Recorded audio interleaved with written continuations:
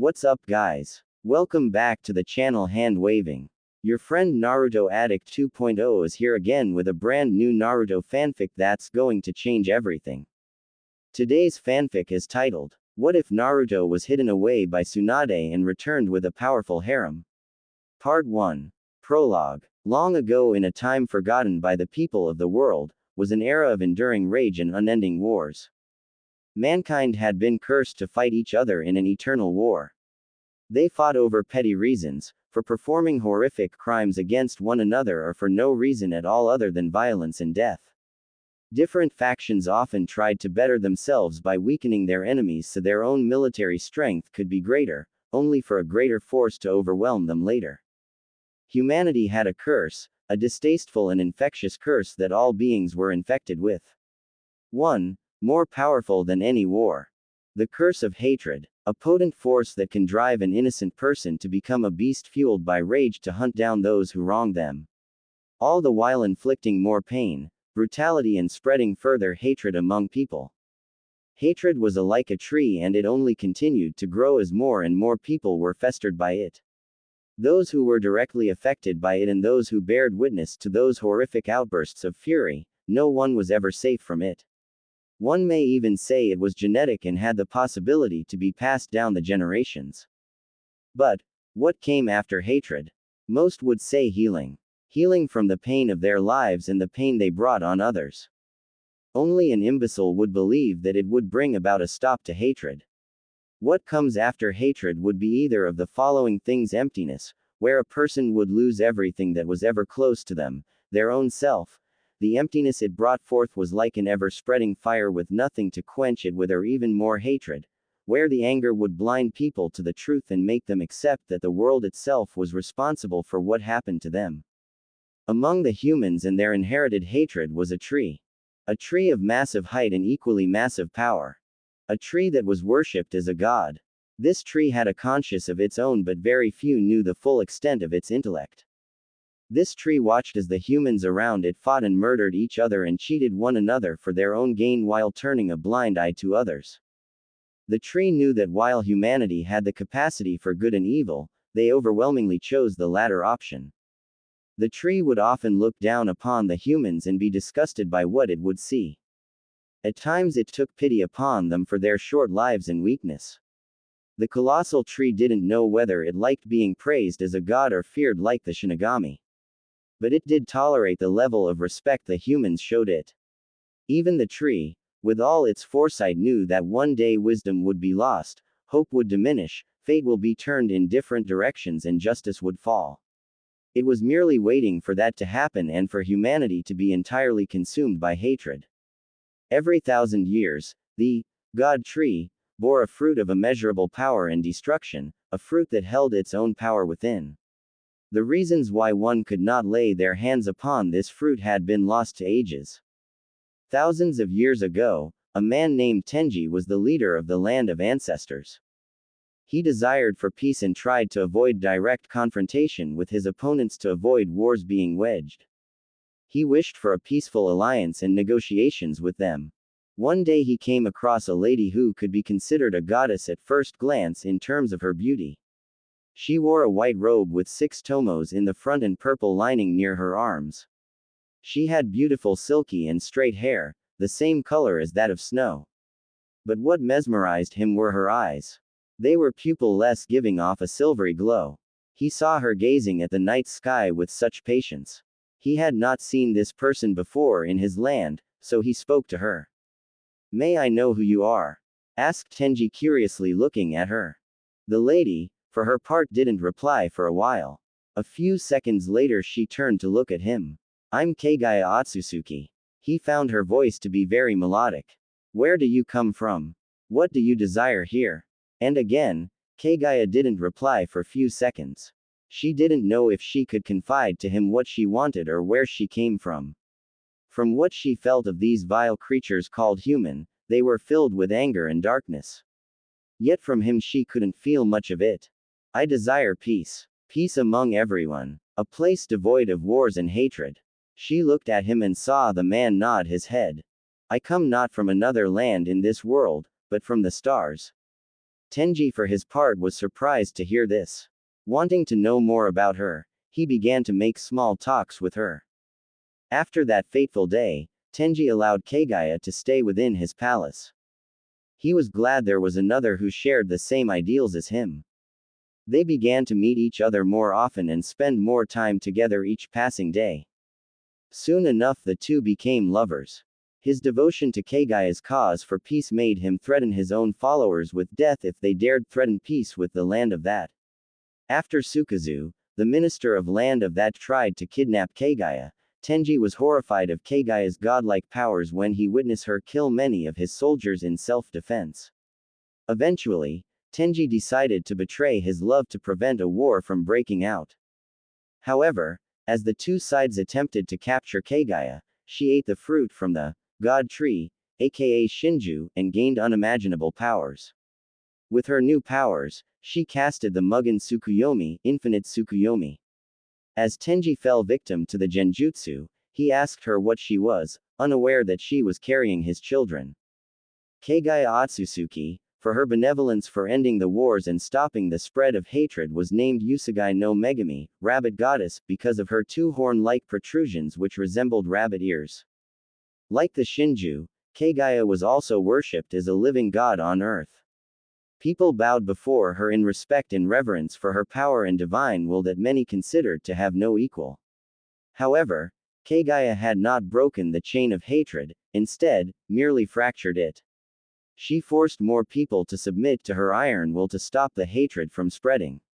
Her power, which was once praised, soon came to be feared, and instead of being called the Usagi no Megami, she came to be known as the Oni demon. At some point Kagaya gave birth to two sons, Hagoromo and Hamura. Both children were born with the same power as their mother. The ability to use chakra. These two boys gained legendary prowess of their own using their own innate ability. As the years passed by, the Shinju had become enraged that its fruit was consumed by someone. Angered and outraged that its fruit was stolen, the tree's surfacing fiery hatred had appeared before Kagaya's own magnificent eyes before she even knew the consequences of her actions. The tree underwent a metamorphosis of its own, transforming into a gigantic vile creature whose image mirrored its own hatred. A beast that was christened the Jubi, 10 tails, for its 10 massive tails which could split the land in half. The beast rampaged across the land hoping to retrieve the lost chakra and seek vengeance upon Kagaya for her arrogant acts. The entire world felt the might of the Jubi's hatred. The vile chakra of the fruit had corrupted Kagaya's mind. Thus, upon seeing the beast, Shinju called out to her to become one with itself. When Hagoromo and Hamura found out about their mother's inhuman act of putting people under her control and using them as puppets, they wanted to confront her.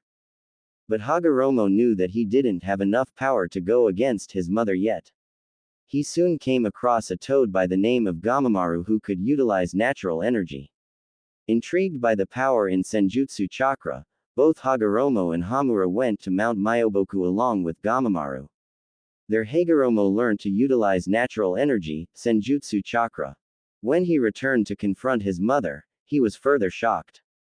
Hagoromo was horrified that his mother, who had given birth to him, could become one with the vile creature in front of him.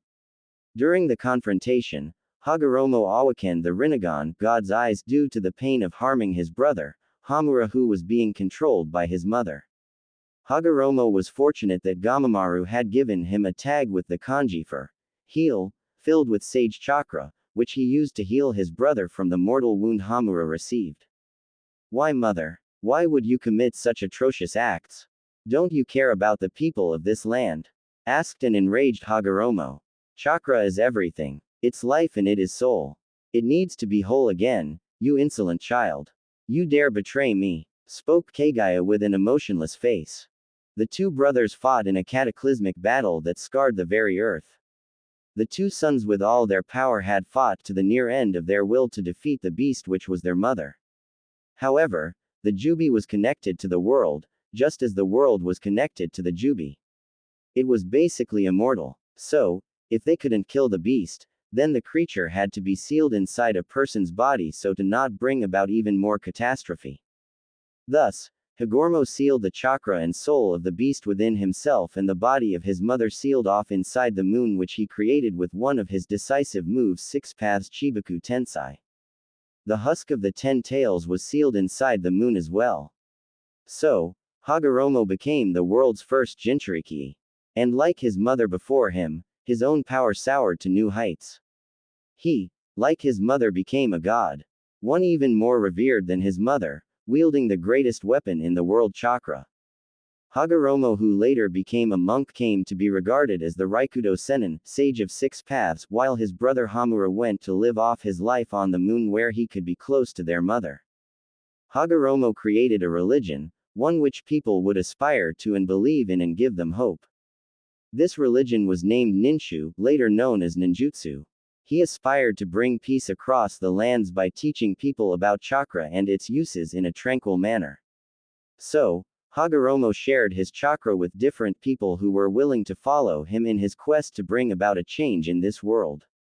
He hoped people would connect the chakra with their spiritual energy, yin chakra, allowing others to understand each other. Hagoromo later in his life had 2 sons. The elder one was named Indra Otsutsuki and the younger one was named Ashura Otsutsuki. Hagoromo knew that even with his strong physical chakra, yang chakra, he could not live very long. The reason being the extremely potent and vile chakra flowing through his chakra coils. Thus, he intended to teach his sons and his current followers, who he viewed as companions, to teach all he knew about chakra and ninshu before he could pass on the mantle to one of his sons. Indra and Ashura had a relatively peaceful childhood growing up. Ashura was extremely close to his big brother Indra, whom he idealized and hoped to become like him someday. Indra, well, you could say he was more secluded out of the 2 young children, but he still cared for Ashura a lot. When the time came, both Indra and Ashura began to learn ninshu. It was quite clear that Indra was more intellectual and more into his studies and practicing the practical aspects of ninshu compared to Ashura, who would mostly say, "It's boring. Why must I study this?" One could say Indra was a prodigy in the field of ninshu while Ashura was the complete opposite. One day, Indra created more practical uses of ninshu by stating that one can use various elements of the nature by changing the flow of chakra in their body and molding it in a different manner by going through hand seals. Saru, monkey, tatsu, dragon, nay, rat, tori, bird, mi, snake, ushi, ox, inu, dog, uma, horse, tora, tiger, I, boar, hitsuji, ram, yu, hare. People were extremely impressed by this discovery and some even started whispering about Indra being the one who would carry on the way of ninshu. Although Hagoromo was pleased that his son was making progress in ninshu and extending its uses, somewhere he had a nagging feeling that Indra will seclude himself more as his prowess increases while Ashura would remain in his shadow.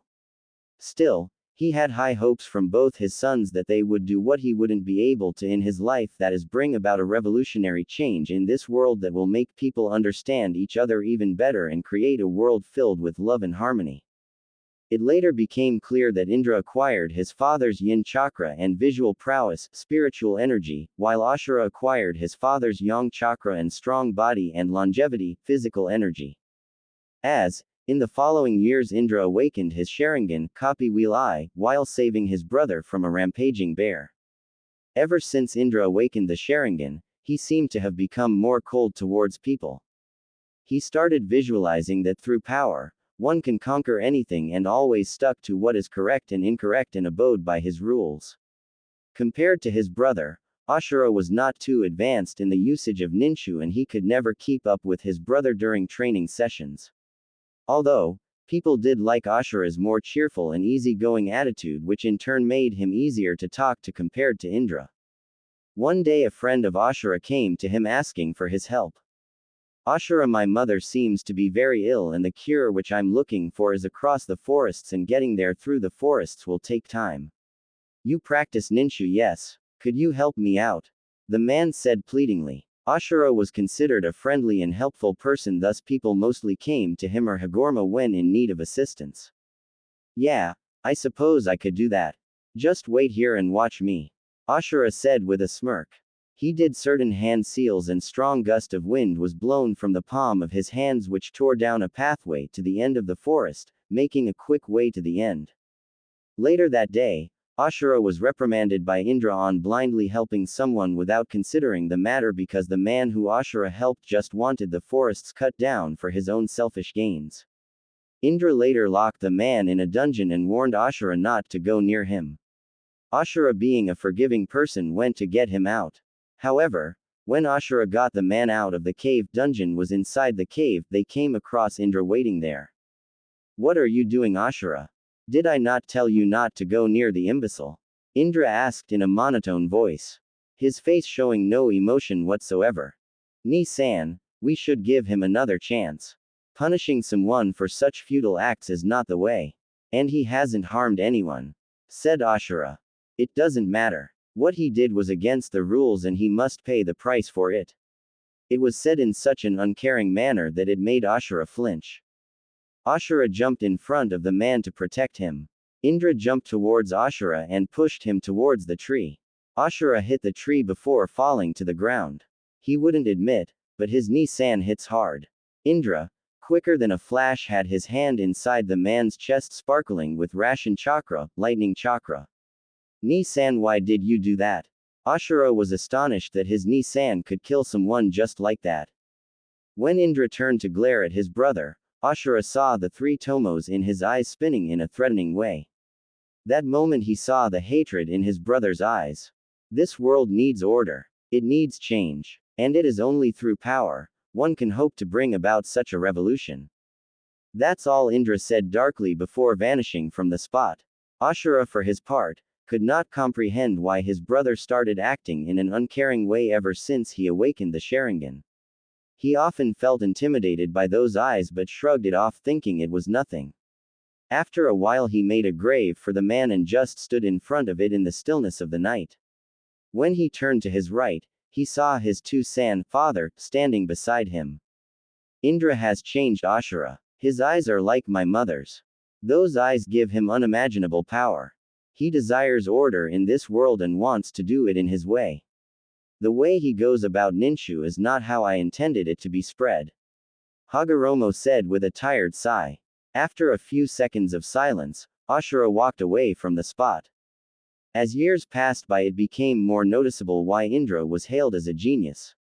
He could accomplish anything with little to no effort and started living a solitary life. He primarily believed other people would merely inhibit his growth and potential. Ashura, on the other hand, could do nothing on his own. But through his determination and will, along with the ideals of relying on others, his friends, did Ashura's talents bloom like a flower in spring.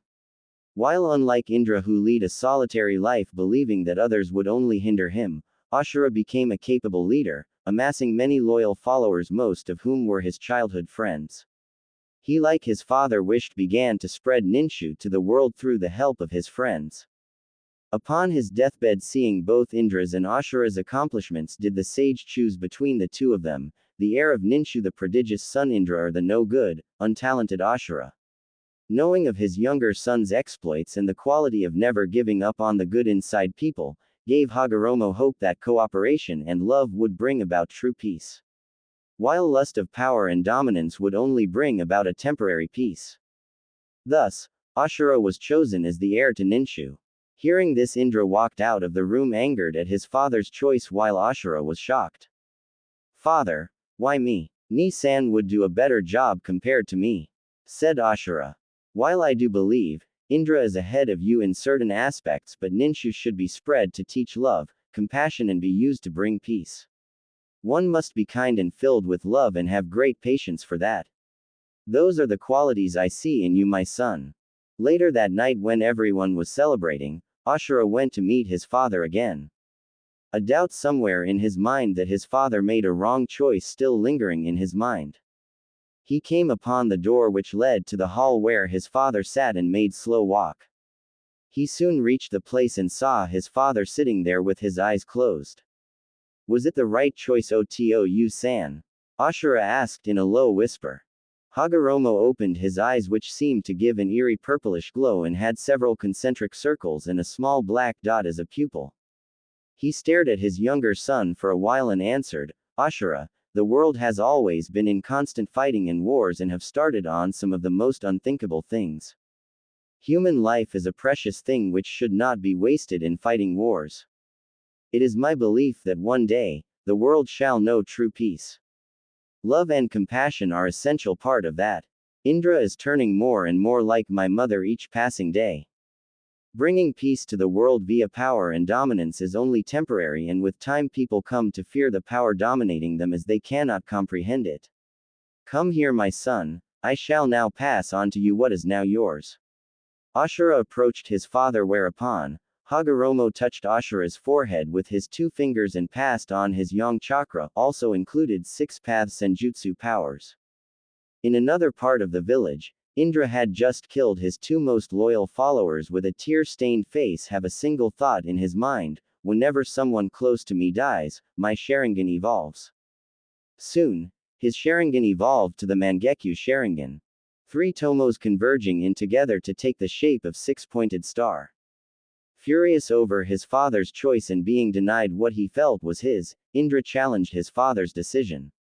Overcome with anger, jealousy and hate, Indra attacked Ashura, trying to claim what he felt was his birthright. However, Ashura, with the help of others' chakra converging with his and his Raikudo, 6 paths powers, awakened the ability to use Mokuden and could defeat his older brother. Indra, not taking his loss lightly, left the area before stating he would never follow his way of Ninshu and spend his life trying to destroy him. A few weeks after Indra had left, Hagoromo was counting his final few months on his bed. He knew he didn't have very long to live. He also knew once he dies, the Jubi would be free again. To prevent that, he separated the chakra of the 10 tails into 9 separate parts, and using Omnyoten, Banbutsu Sozo creation of all things, made bodies for the 9 chakras ranging from Ikibi, 1 tails, to Kyubi, 9 tails. He later breathed life into his 9 children, Hagoromo called the bijus his children, and put the chakra in the respective bodies, each biju having a different ability. A few months later, Hagoromo went to his mindscape to have few last words with his 9 children. He looked at Kurama, Kyubi, with a somber look on his face. Kurama had a few tears rolling down his face, though he was trying hard to keep up the tough act. He was his eldest child and knew how much it would hurt him. A few seconds later he looked at all of them with a serene smile on his face and said, I will not live much longer. Shukaku, 1 tails Matabi, 2 tails Isobu, 3 tails Son Goku, 4 tails Kokuo, 5 tails Seiken, 6 tails Chome, 7 tails Yuki, 8 tails, and Kurama, 9 tails. Even if you are far apart, you will always be together. You will be in different sizes from how you are now and have different names. But there will come a time when you will be led down the right path. I hope you learn what true strength is. Hagoromo looks at Kurama and smiles slightly and says, before that time. The feud between the brothers escalated between their respective families, causing war to erupt between them, which continued for ages to come. Never ending through the generations, endless bitter hatred. Indra's descendant took the name Uchiha. The flames of their hatred continuously burning. While Ashura's descendant would later be called the Senju clans, inheriting their forefathers' ideals of peaceful coexistence and love. Later down the line, a man named Saito Senju left his brethren who were more concerned with the war era. Saito himself was a peace-loving man. As the years passed, Saito changed his name to Saito Uzumaki and mastered the arts of Fuinjutsu and Kenjutsu to an impressive degree where he could call himself a master in those fields. He soon married a woman named Toshiri Kurihara and lived his life away from the fighting. Although he did keep close relation to the Senjus, Saito lived 4 or 5 centuries before the warring era state. However, something occurred that had not been seen before. While the 2 brothers died, their chakra remained even after their bodies were destroyed, causing the brothers to reincarnate themselves into other individuals throughout the history within their descendants, fueling and continuing the brothers' bloody battle. And with each transmigration, the reincarnations would grow stronger. Thus, after several generations, came the story of Hashirama Senju and Madara Uchiha, the the reincarnations of Ashura and Indra Otsutsuki. They two started out as friends and saw each other as brothers. The two often fought among themselves, but it wasn't something they couldn't shake off. Eventually, the Senju and Uchiha clans founded Konohagakure no Sato, village hidden in the leaves. But somewhere along the line, especially after the death of his brother, Izuna Uchiha, Madara started to see what he currently believed in was only a hollow truth. That his current belief wouldn't bring the kind of peace he and his brother wished for, and coupled with the pain of his brother's death, made his belief waver and his hatred towards the shinobi world increase. So, Hashirama and Madara battled again, continuing the feud between Indra and Ashura. Madara eventually fell in battle against Hashirama. Soon, Hashirama too succumbed to his extreme injuries and passed away. Birth of prophecy. In every shinobi village, there is a reminder of their previous leaders and heroes to honor their memory and sacrifices they made to protect and defend their homes. In Konohagakure no Sato, there is a certain mountain that shows exactly that. The mountain is called the Hokage, leader of Konoha mountain, and in it are carved the previous and current Hokage of the leaf and portrays the faces of the legendary shinobis. Hashirama Senju, Shidaime Hokage, was the former leader of the Senju clan, one of the co-founders of the Leaf Village and the first user of the Mokuden element. He was a caring and kind person who only wished for peace among the different lands. All the villagers had an utmost respect for him. He had married a woman named Mito Uzumaki from the Uzumaki clan, who were a sister clan to the Senju clan. Following his battle with his best friend, Madara Uchiha, and during one of the many wars that were raging during the revolutionary era, Hashirama had developed mortal wounds that rendered him unable to fight. Due to his weakened state, he had to pass on the mantle of Hokage to his brother, Tobarama Senju. He was at the time of his death, a shell of his former self. But even now, about 5 decades after his death, he's still remembered by everyone in the village as one of the greatest Hokages to have ever served Konoha. The second face belonged to Tobarama Senju, Nidaime Hokage. He was Hashirama's younger brother and became Hokage shortly before his brother's death. He too was an exceptionally strong shinobi. In fact, each of the Hokage were hailed as the strongest shinobi of their time. Tobarama was known for his sensory abilities and extremely strong Suiten affinity, water affinity. It allowed him to use high-rank Suiten techniques in places without any water source by condensing the water molecules present in the air. He lost his life fighting in the First Shinobi World War. But before his death, he appointed Hiruzen Sarutobi, one of his students, as the Sandaime Hokage. The third face on the monument was of Hiruzen Sarutobi of the Sarutobi clan, known for their monkey summoning and extreme skill in taijutsu, hand-to-hand combat. Hiruzen is currently around 41 years old. He's one of the most powerful shinobi in the village, but in his prime he was given the moniker of Shinobi no Kami. Mostly because of his proficient skill in taijutsu and his ability to use all forms of chakra nature that allowed him to use a wide range of elemental ninjutsu. Hiruzen is the current leader of the Leaf Village. It was a time of recuperation among the Great Five Nations: Fire, Wind, Water, Earth and Lightning Nation. The Third Great Shinobi World War had ended a while back. Even though there weren't any more battles taking place among nations, they were still weary of each other and were keeping track of other villages' rate of progress. Nations were left winded and were severely weakened as most their shinobi had perished fighting for their nation village. Although one could say it was Iwagakure no Sato and Kurigakure no Sato who had suffered the most among the Great Five Nations. Iwagakure because of a man who showed unparalleled battle prowess in the age of this war and one who single-handedly won his nation the war. This man was Konoha no Kuroi Senko, Yellow Flash of Leaf. Among his peers, he was called Minato Namikaze. He stands at an even height of 6 feet. His hair was golden blonde, which was rare no matter which country you were in. The hair was spiky and went down to his shoulders, 2 large bangs framed his face, while several smaller bangs hovered just a little over his eyes. His eyes were a mix of violet and blue, although it mostly looked violet in color.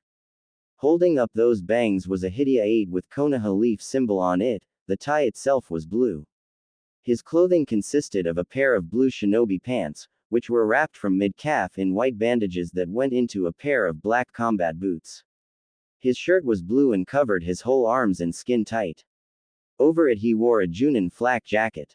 Now Kurigakure no Sato seemed mostly neutral in the war and played their cards when they felt it was plausible.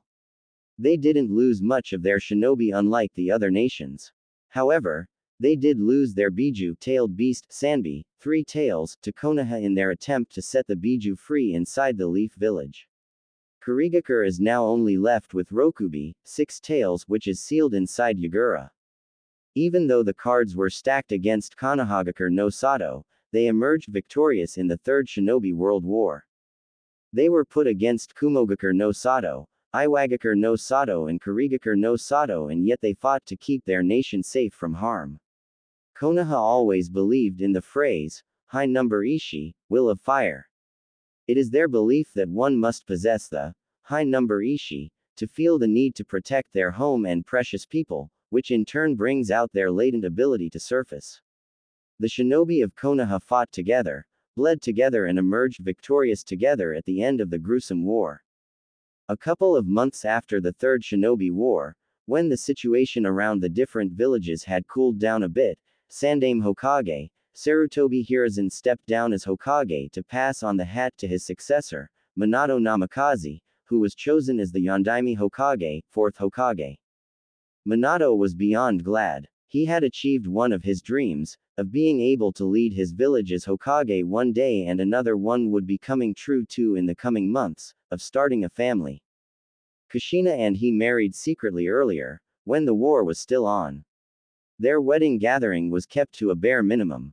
Hiruzen, Bawako, Jiraiya and Tsunade being the only one. A month ago, Kushina had informed him that he was going to be a father. Words couldn't explain how happy felt at that time. Being an orphan himself, he understood the value of family. Everyone felt it was time for Sarutobi to step down as Hokage. Even though he was one of the strongest shinobi in the elemental nations, it was obvious the job was demanding a lot of him. Leading your village to victory in 2 great shinobi wars as Hokage was not an easy job. Sarutobi still grimaced at many of his failures during his time as Hokage. The fate of the Uzumaki clan is such.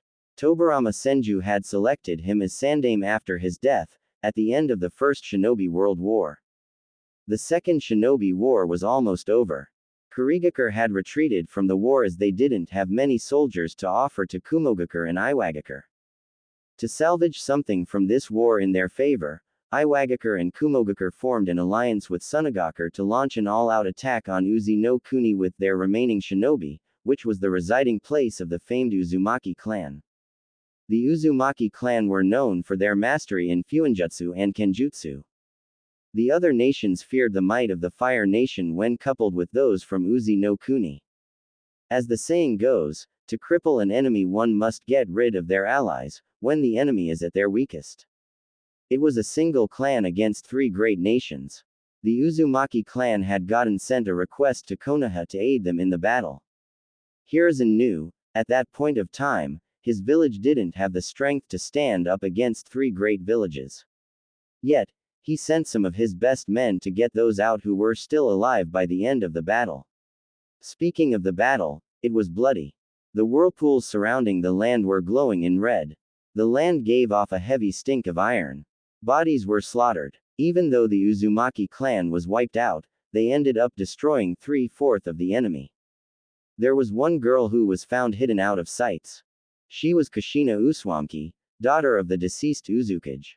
She was taken to Konoha and she stayed with Mito Uzumaki, given the 2 were relatives. Kushina had an incredibly potent chakra, through which she could make chakra chains. That was an ability Kushina discovered she shared with Mito. Even among the Uzumaki, not everyone had the ability to create chains from chakra. It was said that these chakra chains had the ability to hold down Bijus, tailed beasts, itself. Hiruzen did everything he could to make sure Kushina had a normal childhood in Konoha. For a child to witness the horrors of a war is never a pleasant thing. Mito, who was the Jinchuriki of the Kyuubi no Yoko, in her old age had to pass on the Kyuubi to Kushina. It was not because she wanted to. It was out of necessity and only an Uzumaki could contain the great beast. Thus, Kushina Uzumaki became the second Jinchuriki of the nine-tailed demon fox. He grimaced again thinking about Rin Nohara and Naruto's fate. She was a student of Minato. She had an average height, one of the most beautiful brown hair and a single purple stripe on each cheek like that of the Inuzuka clan. She was in a genin team with Kakashi Hatake and Obito Uchiha. Although Kakashi showed a cold demeanor to almost everyone after his father, Tsukumo Hatake's death, he tried to get along with his team. Rin was sort of the moderator of the team. She kept Kakashi and Obito in check whenever they got in a fight. Even though Rin wasn't a frontline fighter like her teammates, she excelled in medical field. She and Kakashi got closer after Obito's untimely death during their first C-rank mission on Kanobi Bridge at the end of the Third Shinobi War. It was that mission that gave rise to Sharingan no Kakashi. Obito, during his final moments, gave his newly awakened Sharingan to Kakashi as a gift for his promotion to Junin. To make sure she did not have to witness another death of one of her colleagues, she worked hard day in and day out to improve her medical ninjutsu. Hiruzen still remembered Rin asking him if Tsunade would be returning to village anytime soon, as she wanted to further her studies under Tsunade if she agreed to help her. When the Third Shinobi War was its end, Kurigakure kidnapped Rin from within the Leaf Village. She was made into the Sanbi Jinchuriki with an extremely weak seal which would release the Sanbi once she's within the Leaf Village and eventually kill her. It was Kakashi who first noticed that she was missing from the village. He immediately informed the Sandaime and Minato about this. Minato and Kakashi soon went after her trail and found her among several Kiri Anbu. Both of them took quick care of the Anbu around and quickly returned to the village. Fortunately for Rin as well as the Leaf Village, Jiraiya and Minato fixed the seal for the time being. Rin's chakra wasn't powerful enough to hold down a Biju. Also, the sudden influx of the Three Tails' potent chakra was overwhelming her chakra coils. Hence, their predicament being that they had to look for a new Jinchuriki and somehow convince Tsunade to come back. She was the only one who had the expertise to save Rin, after the extraction of the Biju. Rin had to be kept in the hospital's separate wing only meant for the Hokage. She was under constant supervision to ensure her safety. The only soon-to-be-born child who would be strong enough to hold Sanbi down was Naruto. Being an Uzumaki provided him with potent chakra and longevity. Kushina at first was adamant about not being able to bring herself to do it to her baby son. It wasn't any less difficult for Minato. But he knew, as a soon-to-be Kage, the welfare of the village will fall on his hands. Also with Kushina and him alive, they will be able to look after Naruto. Kushina, being a Jinchuriki herself, could help Naruto with the hardships that came with the life. Thus, after many arguments and stating the pros of making their son the Sanbi Jinchuriki, Kushina agreed to it. Minato planned to use the Hake Fuin, 8 tetragram seal, for the sealing of the Three Tails. The only people aware of this situation were Minato, Jiraiya, Sandaime, Kushina, Kakashi and the 3 elders of Konoha. Them being Danzo Shimura, Homura Mitokado and Kaharu Udatane. 4 months after Minato was chosen as the Yondaime Hokage and because of the end of Third Shinobi War, a temporary peace had prevailed across different villages. The populace of Konoha seemed pleased and safe with Minato as their Hokage. They knew he would protect them from all uncertainties. The civilians and ninja alike went as far as to claim Minato as the greatest hero the Hidden Leaf Village had seen. He was the first shinobi in the elemental nations to be given the SS rank status and a flea on-site order. He was also able to convince Tsunade to return to village. When Minato explained the situation to her, she couldn't bring herself to say no to him, looking at his pleading face and the predicament he and his family was in. Jiraiya too stayed more in the village to have a regular check on Rin's seal, and because of Tsunade, Minato and Kushina. 4 months later. In the past 4 months, a lot had changed in the Konohagakure no Sato. Since Minato's ascension to the Hokage position, he had taken control of the shinobi and civilian council in his hand. No council could act without his knowledge, nor could they hold any meetings in the council chamber without alerting him regarding the issue at hand. Only in case of war will the Shinobi Council gain complete autonomy of making any decision concerning the welfare of the village. The civilian council, though they argued against that, begrudgingly agreed upon being reminded who the leader of the village is. The medical facility of the village had vastly improved since Tsunade had taken control of workings of the hospital. Her apprentice Shizune Kato had helped her immensely in this aspect. She was glad her suggestion of one medic per team was authorized by Minato. This would increase the survival rate of the shinobi during missions greatly if the medics are trained accurately. She had started a program of selecting young genins who had good chakra control to be taught in the arts of medical ninjutsu. Rin's condition, although it was still fragile, seemed to be more stable since Tsunade took charge of her health. She had to apply healing chakra over her chakra network daily to keep the stress of Sanbi's potent chakra to a minimum. The guards were still posted outside of Rin's room in case of an emergency.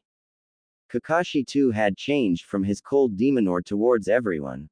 He had joined up in Anbu now, seeing as his team was no more. He started appreciating his comrades more. Though he wasn't sure whether to be thankful for the cause of this change. He had lost a lot in life. From his father committing seppuku, suicide, to one of his teammates, now closest friend, dying, and now another on the verge of dying. Kakashi was glad to have found a father figure in his sensei. Minato and Kushina were both close to Obito, Rin and Kakashi. Obito's death had saddened them both, and now seeing Rin in her current condition didn't make situation any easy for them. Kakashi knew Minato was going to have a child soon, and the decision of the three tails to be sealed into him. He vowed to himself to look after the kid and help him guide along the right path. Kakashi was also glad to have little brother figure soon in his life. Night of October 10th. Jiraiya, Minato, Kushina, Tsunade and Hiruzen were inside Hokage office. There were seals glowing around the room, alerting the people in the room of the fact that they were not going to be disturbed or overheard. Minato was sitting behind his desk with Hiruzen standing next to him. Kushina was sitting on a nearby sofa along with Tsunade. Jiraiya was standing in a corner across the room. The last few months had also taken its toll on everyone. Kushina was suffering from exhaustion during pregnancy. She was constantly worried about her seal, which held the 9 tails, and about the sealing of the 3 tails into Naruto. Minato was working constantly as well along with Jiraiya to ensure the 9 tails didn't break free during the child delivery and the sealing of the 3 tails. Jiraiya stood looking at the people in the room. He sighed knowing that his apprentice was worried. Even he was. Until the ordeal of Naruto's birth and the sealing of Sanbi was over with, none of them could act naturally. He often took care of Kushina at her house when the others were busy with their work. He really thought of her as a daughter now from these last few months. Minato and Kushina even asked him to be the godfather of their kid. He was of course happy to accept. Seeing that everyone has been quiet for a while, Hiruzen cleared his throat to gain everyone's attention. As we know, Kushina will deliver the child at the safety of the Hokage safehouse. Only we, the caretakers, Bawako and Tsunade in charge of delivering Naruto, know what is happening. Tsunade, would you ask Shizune-chan to stay with Rin since you won't be around to check up on her tonight? Tsunade nodded. Once Naruto is delivered, Jiraiya will take him to the sealing chambers and Minato will recheck the seal holding Kyuubi. Later, Minato will get Rin to the sealing chambers, where the 3 tails will be safely transferred to Naruto. While the sealing will take place, Shizune-chan will look after Kushina and Tsunade will be alongside Rin to ensure her safety after the extraction of the 3 tails. Does everyone understand? Hi, everyone said at once. Good. The task beings tonight. Minato and Jiraiya, have you prepared yourself for any case? Hi Hiruzen-sama. Minato said. Jiraiya settled for nodding his head. Good. I will see you all when this is over then. Be careful and good luck. Tsunade, Bawako and the caretakers had already arrived at the Hokage safe house along with Kushina, who was beginning to go in her labor. Outside the safe house were several Anbu, who were guarding the place. They had been briefed on the details and had been sworn to utmost secrecy by both the Sandaime and Yondaime. Minato along with Jiraiya soon arrived at the Hokage safe house and saw Kushina already in labor. Minato dashed to Kushina's side and saw her screaming and held one of her hands with his left and his right hand on Kushina's seal to hold back the Kyuubi. Jiraiya stood next to his pupil while Tsunade and Bawako were working on the child's delivery. "Ah!" screamed Kushina as she was starting to push, fully clad in a hospital gown and a sheen of sweat coating her face. "Come on Kushina, you're doing fine," Minato said in a soothing excitement as he stood next to the mother of his child. Kushina gulped in more air to let out another agonizing scream. "Damn you Minato. This is all your fault, you bastard," she roared at the Hokage as she crushed his hand that held hers as a sign of support. The blonde male did his best to not grunt in pain while also keeping the Kyuubi in check. But he couldn't help himself from falling to his knees from the woman's deathly grip. "That's it Kushina-chan, you're nearly there. I'm starting to see the head," Tsunade exclaimed. "Just hurry the hell up and get him out of me," Kushina shouted back. "You're doing great Kushina. Just a little more and it will all be over soon," encouraged Minato. "Oh, don't give me that. I wouldn't even be in this mess if it wasn't for you. You know," screamed Kushina. With a sporadic mind in the heat of the moment, she suddenly raised her free hand to strike the young Kage in the face. Before she could hit him though, Minato quickly used the Kawirami no Jutsu, substitution jutsu, to replace himself with the nearest thing to him and quickly placed both his hands on Kushina's seal to keep the Biju in check. Unfortunately for the target, who was Jiraiya, was quickly launched through the walls by Kushina's punch. "Sorry sensei, better you than me. The strength of her hits is almost on par with Tsunade-sama. It's just scary," Minato thought sympathetically as he gazed at the Jiraiya-shaped hole in the wall. The legendary shinobi's legs were sticking out and dangling over the broken piece of the wall and were the only parts of him visible from his laid position on his back. Luckily, the room he burst into was empty, leaving only the small group to hear his groans of misery. Although Tsunade wanted to laugh witnessing the scene in front of her, she couldn't as she currently had to focus on getting Naruto out of his mother. Minato was pulled out of his train of thought when Kushina screamed again. "Get this kid out before he kills me. It's almost done Kushi-chan. Just one more push," Tsunade said eagerly. "You heard her, you're almost there. You can do it," Minato added with a growing smile. Kushina glared with her violet eyes at Minato and gave him a death glare. "Shut up. I would like to see you try and push out a child that doesn't want to leave." It was but after a minute or two when Kushina gave one final shout of exertion and the first cry from the baby silenced the room. Tsunade wasn't stopped and with a gentle smile grabbed the newborn and cut the umbilical cord. Cleaned and wrapped him up in a small forest green blanket before handing her to Kushina. Minato was overjoyed hearing his son's first cry. He couldn't believe he was a father now. By this time Jiraiya had already recovered from his unfortunate accident and stood beside Minato with a wide smile on his face. "So, Minato, how do you feel? Now that you are a father?" Jiraiya asked eagerly. "I don't know sensei. It's overwhelming," said Minato in a trance-like state. Just as Tsunade handed the baby to her daughter-like figure, she gently said, "Kushi-chan, allow me to introduce you to your son, Uzumaki Naruto." Meanwhile, Hirsuin was calmly looking at the village from top of the Hokage tower. Suddenly he felt the wind change. He knew something important has taken place or is going to take place. One may call it years of shinobi experience or just an aged man's intuition. He knew the coming time is going to be certainly different. He just didn't know how right he was. The Toads have been one of summoning contracts of Konohagakure no Sato for around 3 decades now. They are said to be among the mightiest summons including the slugs and the snakes. Mount Myoboku is the place where the Toad clan resides. Among the Toads, there was one extremely old Toad who was known by their summoner and the other Toads as the Grand Toad Elder. He was the size of a battle toad, almost half the size of the Hokage monument. But in his old age, he couldn't move around much. Hence, He sat in his seat almost all the time. He too felt the sudden change in wind and instantly had a small smile on his aged wrinkled face. He now knew, the prophecy he prophesied about a very long time back to his friend had begun. He immediately called upon the nearby toads to ask them to inform Fukasaku to summon Jiraiya as soon as possible. Back in Konoha at the Hokage safe house, the tired but happy Kushina gazed down at the still crying baby in her arms with glistening eyes.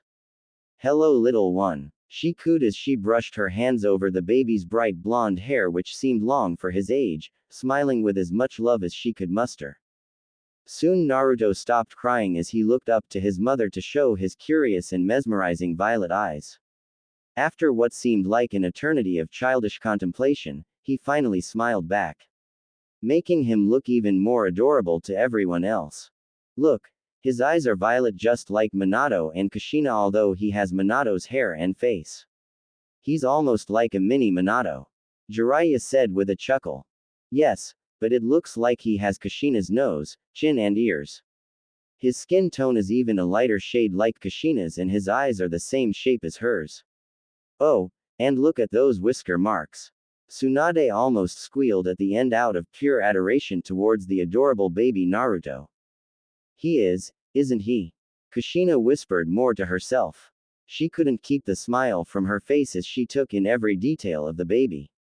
In her mind, he was the most adorable thing she had ever seen and most probably the most beautiful entity. "Don't you agree, Minato?" Kushina asked without looking away. "Definitely, and when he gets older he'll be popular with the ladies." Minato chuckled with a slight gleaming gaze. Like those hussies have a chance with my Naru-chan. Let them try and sink their claws in my baby. They must deal with me then," said Kushina with mock glare at Minato, which made everyone chuckle instead of him, who just felt a slight shiver run down his spine. Minato slowly kneeled and touched his son's face and kissed him on the forehead, making him gurgle. He then looked Kushina straight in the eyes with a loving gaze and said, "Thank you, Kushi-chan.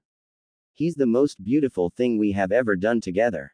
And I promise, I shall protect our baby boy and you with all that I have in me."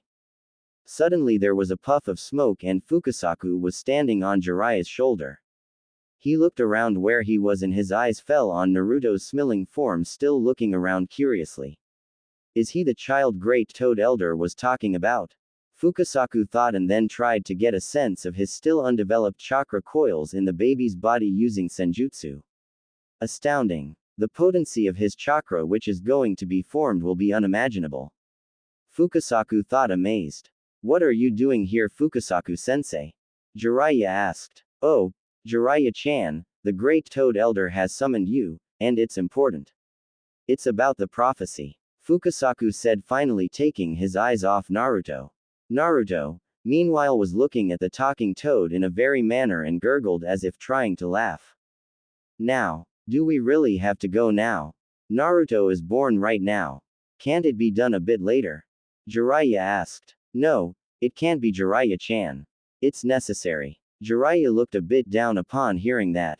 He looked at Minato and gave him a knowing look. Soon, Jiraiya along with Fukasaku vanished out of everyone's sight, indicating that they were reverse summoned. "Kushi-chan, I'd like to take Naruto to the maternity ward to make sure that he's in good health. I also want to give you a sedative that will make you sleep for a while so that your body can rest and recover from the strain," said Tsunade professionally. "Fine, but I don't want anyone going but you touching my Naru-chan. Is that clear?" Kushina requested tiredly, the excitement finally getting to her mentally and physically. She immediately fell into unconsciousness as her eyes became to drool from the heavy exhaustion her body recently go through. "Of course, I wasn't going to let anyone near him anyhow," Tsunade whispered slowly before proceeding to take Naruto from Kushina's hands. Just as Tsunade took baby Naruto into her arms, there was swirling of air beside her, from which a man appeared. He kicked Tsunade away and took Naruto into his arms and immediately put a kunai through Bawako's heart, who ran toward Naruto upon seeing him being taken by an unknown individual. Tsunade had quickly recovered upon being kicked away and saw that Minato was helping her up. Screams ran through the room as the pair saw Bawako and the caretakers fall to the ground around them.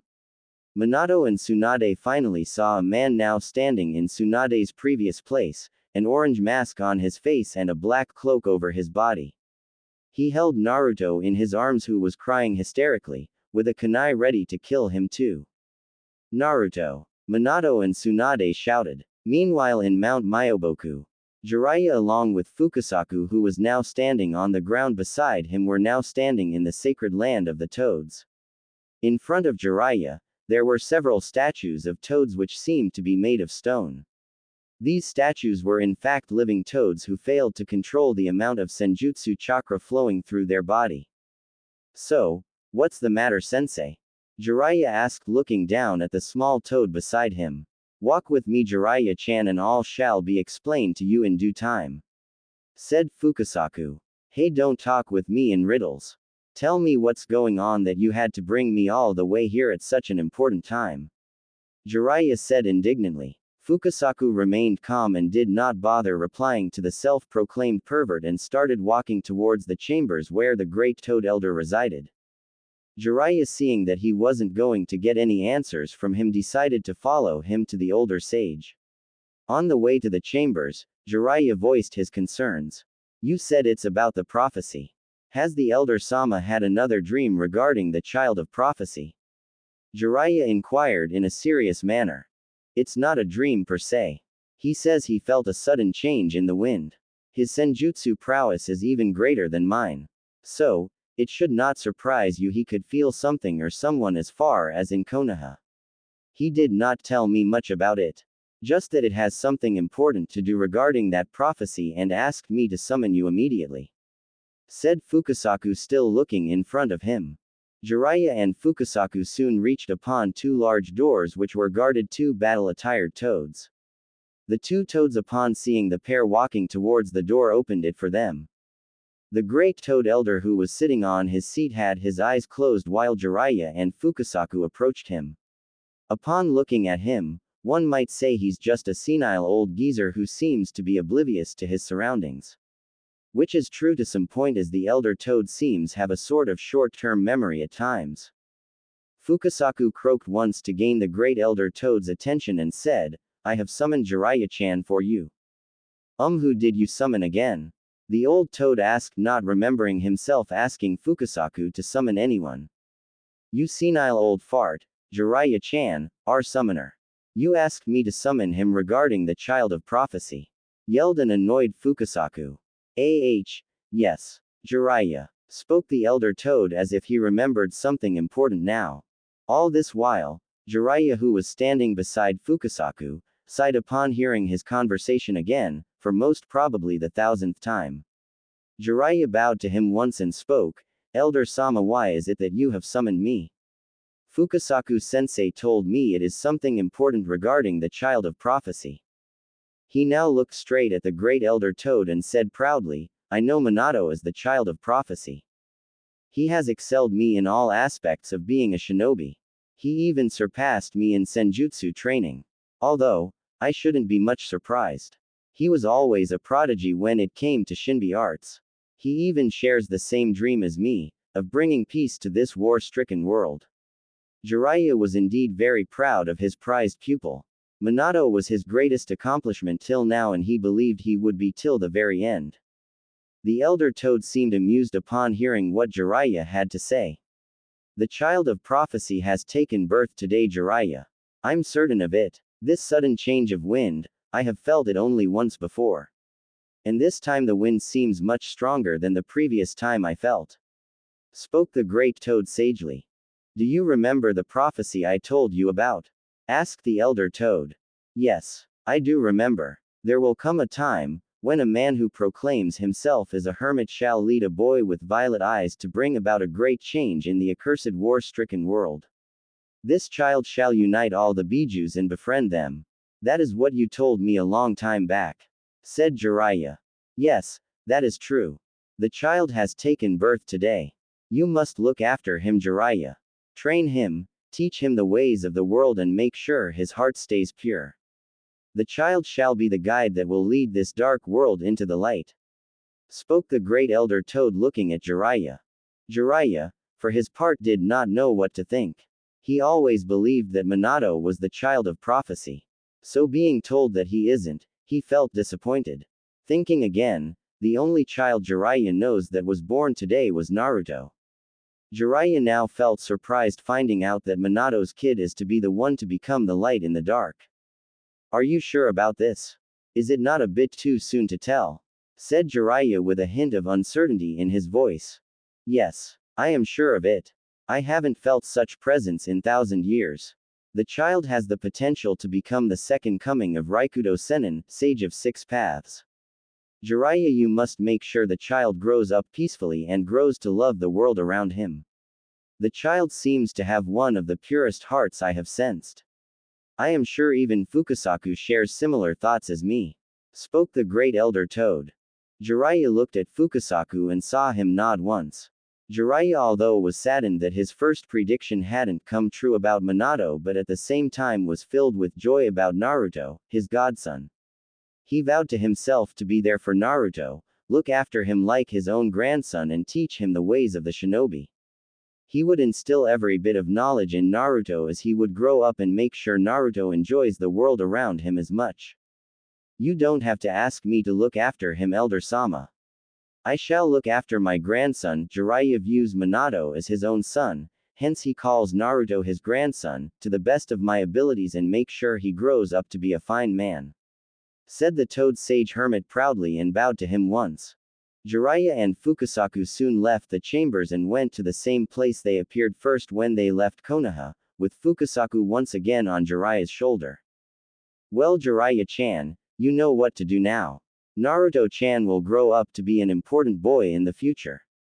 If you want to finish your senjutsu training anytime soon, you can come to me and Ma anytime you want. Said Fukasaku.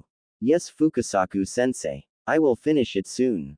Now is not the time, I suppose. It was a lot to take in initially. But now that I think about it, Naruto is the son of two legendary shinobis, Minato and Kushina. And Minato has already surpassed in almost everything. Naruto is bound to grow up to be powerful figure both in terms of being a shinobi and in getting the ladies. Jiraiya said with a lecherous grin at the end in the hopes of getting inspiration for his future Ika Ika Paradise books. Fukasaku did not know what to do with him anymore and just ignored his last comment. Off you go now, Jiraiya-chan. Enjoy the first moments of Naruto-chan. Said the small toad as he hopped off Jiraiya's shoulder and prepared to send Jiraiya back to Konoha. Jiraiya soon found himself standing in the same place, before he went to Mount Myoboku. He saw that Kushina was unconscious and Minato was standing beside Tsunade, who seemed to be hurt, and Minato had a worried look on his face. Jiraiya immediately ran towards them and looked around the room to see dead bodies of the caretakers and Bawako lying in the pool of their own blood. Jiraiya turned around just in time to see a man wearing an orange mask with a swirling pattern holding a crying Naruto with a kunai held at his throat. Before he could ask Minato or Tsunade what's going on, the masked man spoke. Yondaime Hokage. Step away from the ceiling of the 9 tails and 3 tails. Previously, Jiraiya turned around just in time to see a man wearing an orange mask with a swirling pattern holding a crying Naruto with a kunai held at his throat. Before he could ask Minato or Tsunade what's going on, the masked man spoke. Present time, Yondaime Hokage, step away from the Jinchuriki or your child dies. Spoke the masked man calmly. Minato, Jiraiya and Tsunade shouted. Just calm down. We can work this out. Minato said. What do you want with Kushina, you bastard? Asked an enraged Tsunade. Oh, you know. Just this and that. Take the Kyuubi out and destroy the village. The masked man said in a sarcastic voice. You are not getting your hands on her. You got to deal with the 3 of us first. Said Jiraiya. Jiraiya-sensei, do not do anything too quickly. He still has Naruto with him. We must get him to safety. Tsunade-sama, can you look after Kushina first? Minato asked without taking his eyes off the man who held his newborn. Tsunade nodded and was just about to move to Kushina when the masked man spoke again. Do you care about your child, Yondaime Hokage? The masked man asked. I do. Minato said. Choose now, Yondaime. The masked man shouted. With that, he tossed Naruto up into the air and held his kunai underneath, ready to kill him. Minato dashed across the room in a yellow flash and caught him. The man disappeared with speed and went to grab Kushina. Tsunade and Jiraiya, seeing the man move towards Kushina, went to intercept him with speeds that could only be rivaled by a cage. Jiraiya had a Rasengan formed in his right hand and Tsunade had amassed a great amount of chakra in her left hand to smash the masked bastard into the next life. But what happened next caught all the people in the room off guard. The Rasengan in Jiraiya's hand and Tsunade's punch phased right through the masked man and he just walked right through them as if they weren't even there. What? Both Jiraiya and Tsunade asked, bewildered, before plowing straight through the wall leading outside. The masked man grabbed Kushina and disappeared, but not before going through a half-tiger sign when a sizzling sound was heard straight from Naruto's towel. Shit. Minato cursed before tearing off the towel and used Hiraishin to teleport them outside their house, when an explosion went off. Minato saw Tsunade and Jiraiya kneeling on the grass, silently cursing themselves for their lacks of judgment. Jiraiya-sensei, Tsunade-sama. Minato shouted and dashed over to them. I'm fine. We should have known better than to underestimate him. He got past the special Anbu outside and got through the barrier put up by you and Jiraiya. Tsunade said with a downcast look. We have to assume the worst. Get back to the village and inform Sandaime-sama of everything that has transpired here. Take Naruto to with you sensei and keep him safe. Tsunade-sama, could you go and check on Rin? He may also be after her considering he's after the Kyuubi. Minato said before turning away. Alright, but where are you going, Minato? Tsunade asked. Hopefully to put a stop to this before it even starts. Minato said determined. Tsunade nodded and immediately ran back to the village. Jiraiya stepped in front of Minato and took Naruto away from him, who had quieted down now. Jiraiya turned to leave but Minato put a hand on his shoulder, stopping him for a moment. Let me mark you with my Hiraishin seal just in case. Push some chakra into it if you do require it. There was a silence, then Minato said, if all else fails, promise you won't stop me from what I must do as the Hokage. Jiraiya froze on his spot when he heard those words from Minato and the look he had on his face. Jiraiya knew it all too well, that look on one's face. Jiraiya also knew that he was a tad bit afraid now. He was aware Minato was plenty strong, but you never know what may happen in the heat of the moment and what actions one may be forced to take depending on how dire the situation might become. Jiraiya had always looked at Minato like his own son and these past few months had only strengthened their bond, and he hoped everyone remained safe after tonight's ordeal was done with. Jiraiya looked at Naruto, then at Minato and said, I won't get in your way, and I will be the godfather that Naruto needs and make him into a fine man. Minato nodded and disappeared once more in a yellow flash. Jiraiya sighed and put Naruto down next to him. He went and bit his thumb, putting blood on the palm of his hands and going through hand signs and slamming his hands on the ground while saying Kuchio's number jutsu, summoning jutsu. There was a large cloud of smoke and Jiraiya was now standing atop a giant toad with Naruto in his arms again. The toad had a tanto on his side and was smoking a pipe. He also had a jacket on him. Jiraiya, why did you summon me? No time, Gamabunta. The Kyuubi is about to be released. We have to reach the village fast, inform Sarutobi-sensei and get Naruto to safety. Let's go. Gamabunta said with a hop, taking off a long distance, trying to reach the Hokage office within Konoha as soon as possible. Minato soon appeared in the safe house which he had informed Jiraiya about a long time back and grabbed his trademark Yondaime Hokage robes hanging off the wall. He then grabbed a full set of tri-prong kunai and geared up. He checked himself over to make sure he was ready for what he was about to do and what he might have to do if the situation got out of hand. This wasn't supposed to happen. I don't know how it turned out like this. Naruto should have had a normal birth and then Kushina, Naruto and I were supposed to live normally. Guess it wasn't written like that. No, I must not think like that. I can still save Kushina and my village. I just hope we don't have more trouble than we already have coming our way tonight. I'm coming, Kushi-chan. Minato disappeared in a yellow flash towards Kushina's current location, thinking along those lines. Meanwhile, Tsunade was running as fast as she could towards the hospital to make sure Shizune and Rin were okay. She soon reached the hospital and ran towards their room.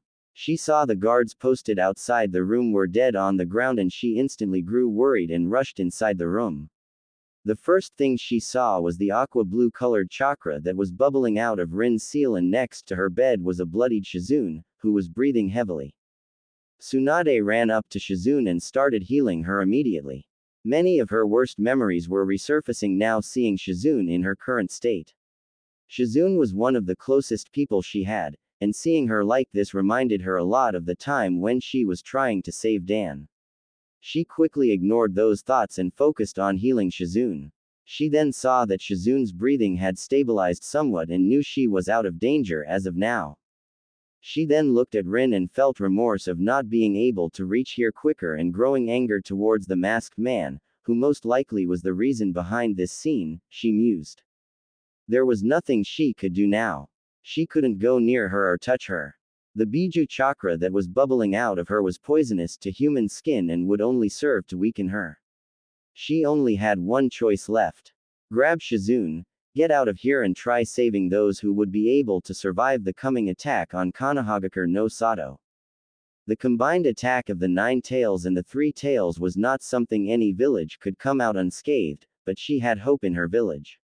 They had come out of worse situations and emerged victorious. But she wondered what the cost would be this time, that is, if they do somehow come out of this predicament. Tsunade kept staring at Rin for a few while. Looking at her, she assumed it would still be a few minutes before the seal set by Minato and Jiraiya would break and release the Sanbi into the village. She picked up Shizune and jumped through the open window and went to a slightly far away area, away from the center of the village, where she can treat the younger girl properly. Tsunade then made a seal-less cage bunshin and ordered it to inform Sarutobi-sensei of Rin's situation. A field outside of the forests of Konohagakure no Sato. The masked man had taken the unconscious Kushina outside of Konoha, to rip the Kyuubi out of the Uzumaki woman. The masked man's 3-tomo Sharingan had now morphed into the legendary Mangekyo Sharingan.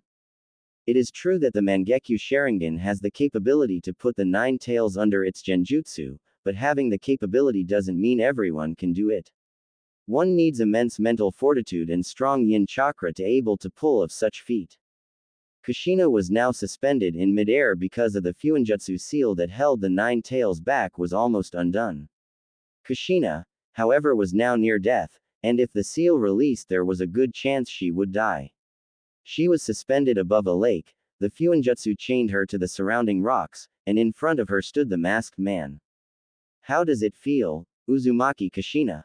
He asked mockingly. All she could do was breathe to keep herself alive and to restrain the Kyuubi as much as her will could allow.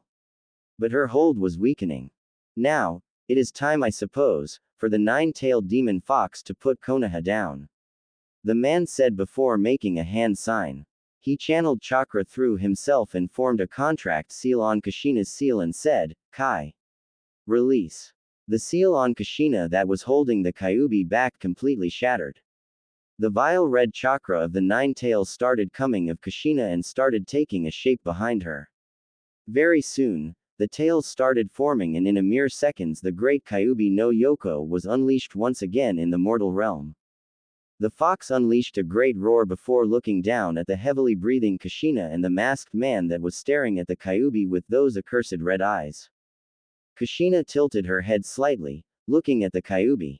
Unlike most people who assumed the great Kyuubi no Yoko to be mindless demon, the beast was aware that his host was a descendant of his father's son, Ashura Otsutsuki. He was not close to Kushina, but he did not hate her as much, unlike the other humans.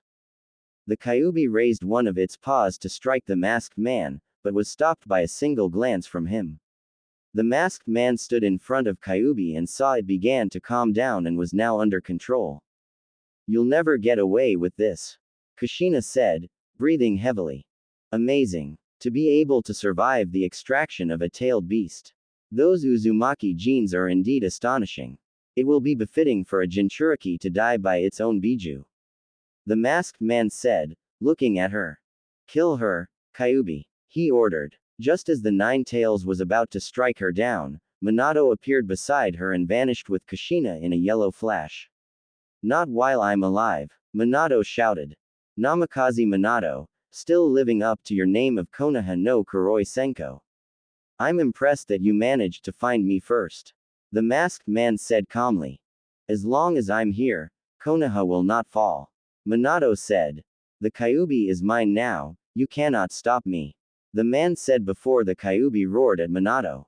The Kyubi's tails extended and whipped out to attack Minato, but the Hokage had already flashed a safe distance away, with Kushina in his arms.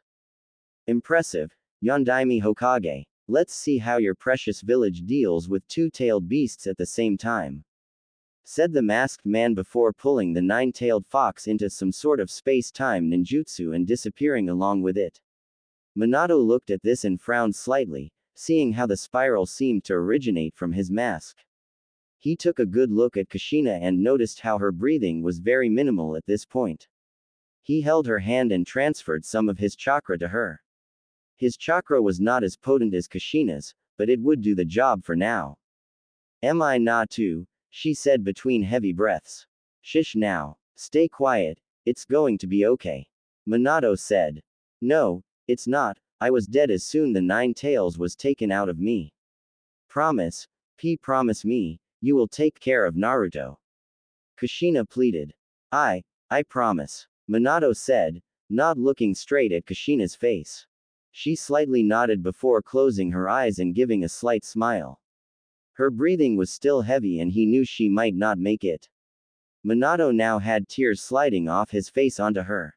Why? He asked himself. He wiped away his tears, then he took his wife close into his arms and flashed to the Hokage's office to regroup with Jiraiya, Tsunade and Sarutobi as he thought of the most likely place where all might be present together. Inside the village, it was quiet in the industrial part of the village. It was a full moon tonight in Konohagakure no Sato and the village seemed almost peaceful. But those who were outside in other parts of the village at this time suddenly felt a sudden chill go down their spines, especially the shinobi. The buildings were mostly closed since it was the night time. The masked man landed softly on the ground and kneeled. He looked around to take in the surroundings. He almost smirked, thinking about the state of the village after his two pets would be done with this village. He then went through hand signs swiftly and shouted, Kuchio's number jutsu. There was a huge cloud of smoke where suddenly the Kyubi no Yoko was standing and all its nine tails were swishing wildly behind it. It gave a tremendous roar alerting the village of its presence. The masked man stood on top of a building far away and smirked. Now all he was waiting for was the appearance of the three tails, which would be any second now, and then he would put the three tails under his genjutsu to do his bidding. In another part of the village, specifically the hospital, in Rin's room, her seal containing the Sanbi was almost undone. In another few seconds, there came a massive surge of chakra from her body and the three tails escaped its prison, crushing the hospital where it was now standing.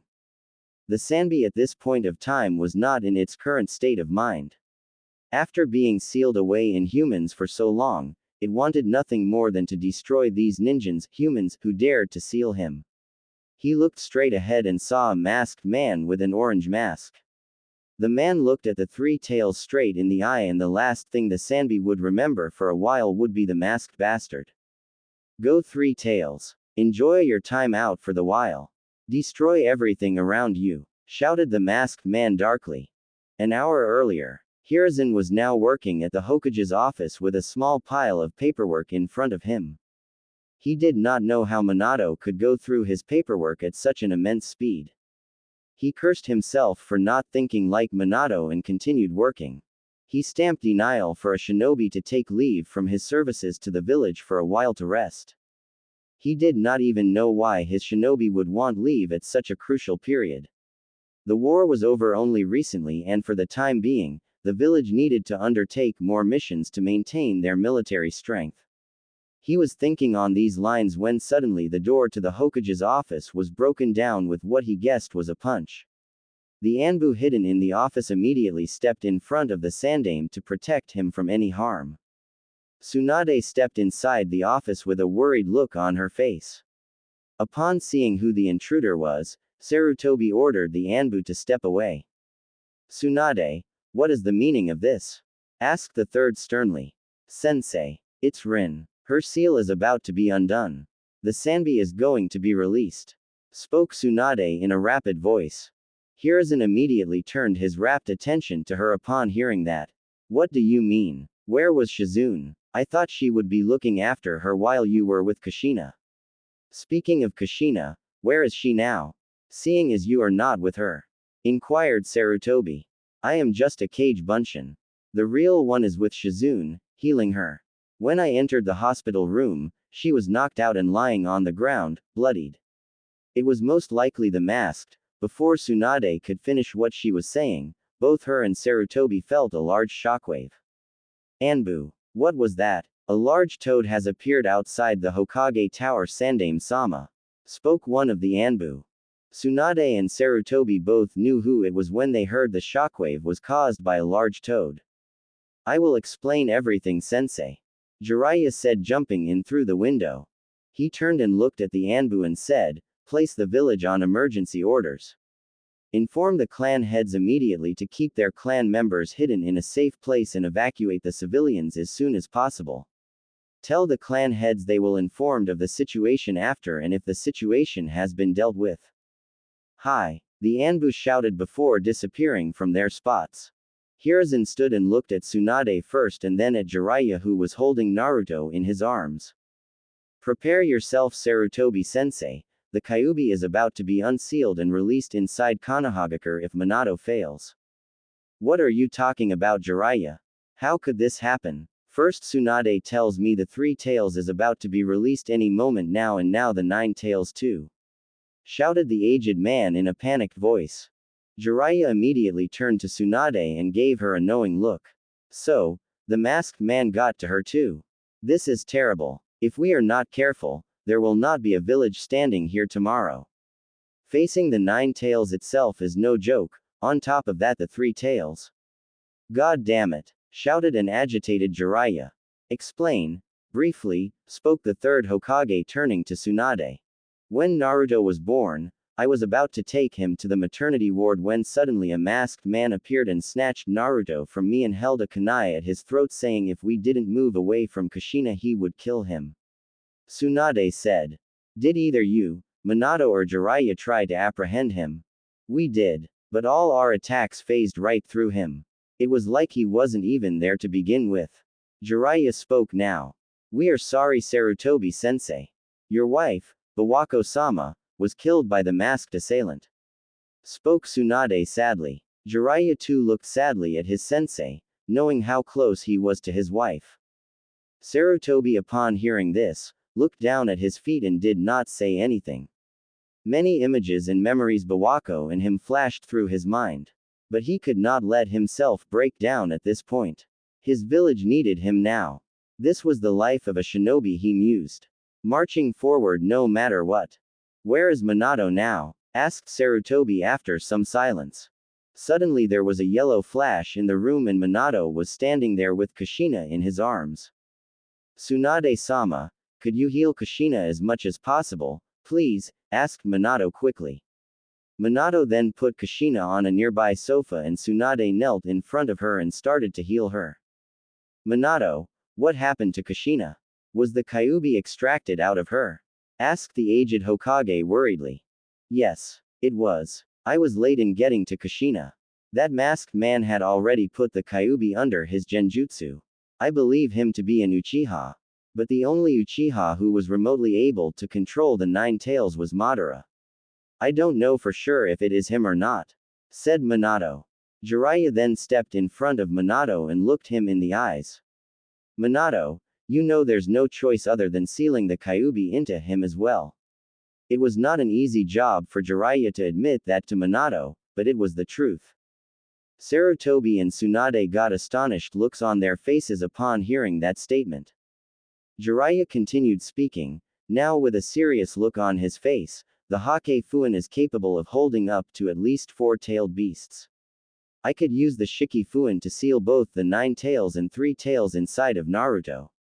With the seal being powered by the Shinigami, it will be powerful enough to seal those two for a lifetime. No, Jiraiya-sensei. It shall not be required of you. I had thought of the possibilities already as soon as the masked man told me about 2-tailed beasts attacking Konoha. I am going to do the sealing. Minato said softly, looking at Kushina. Kushina, who was awake, had heard the conversation.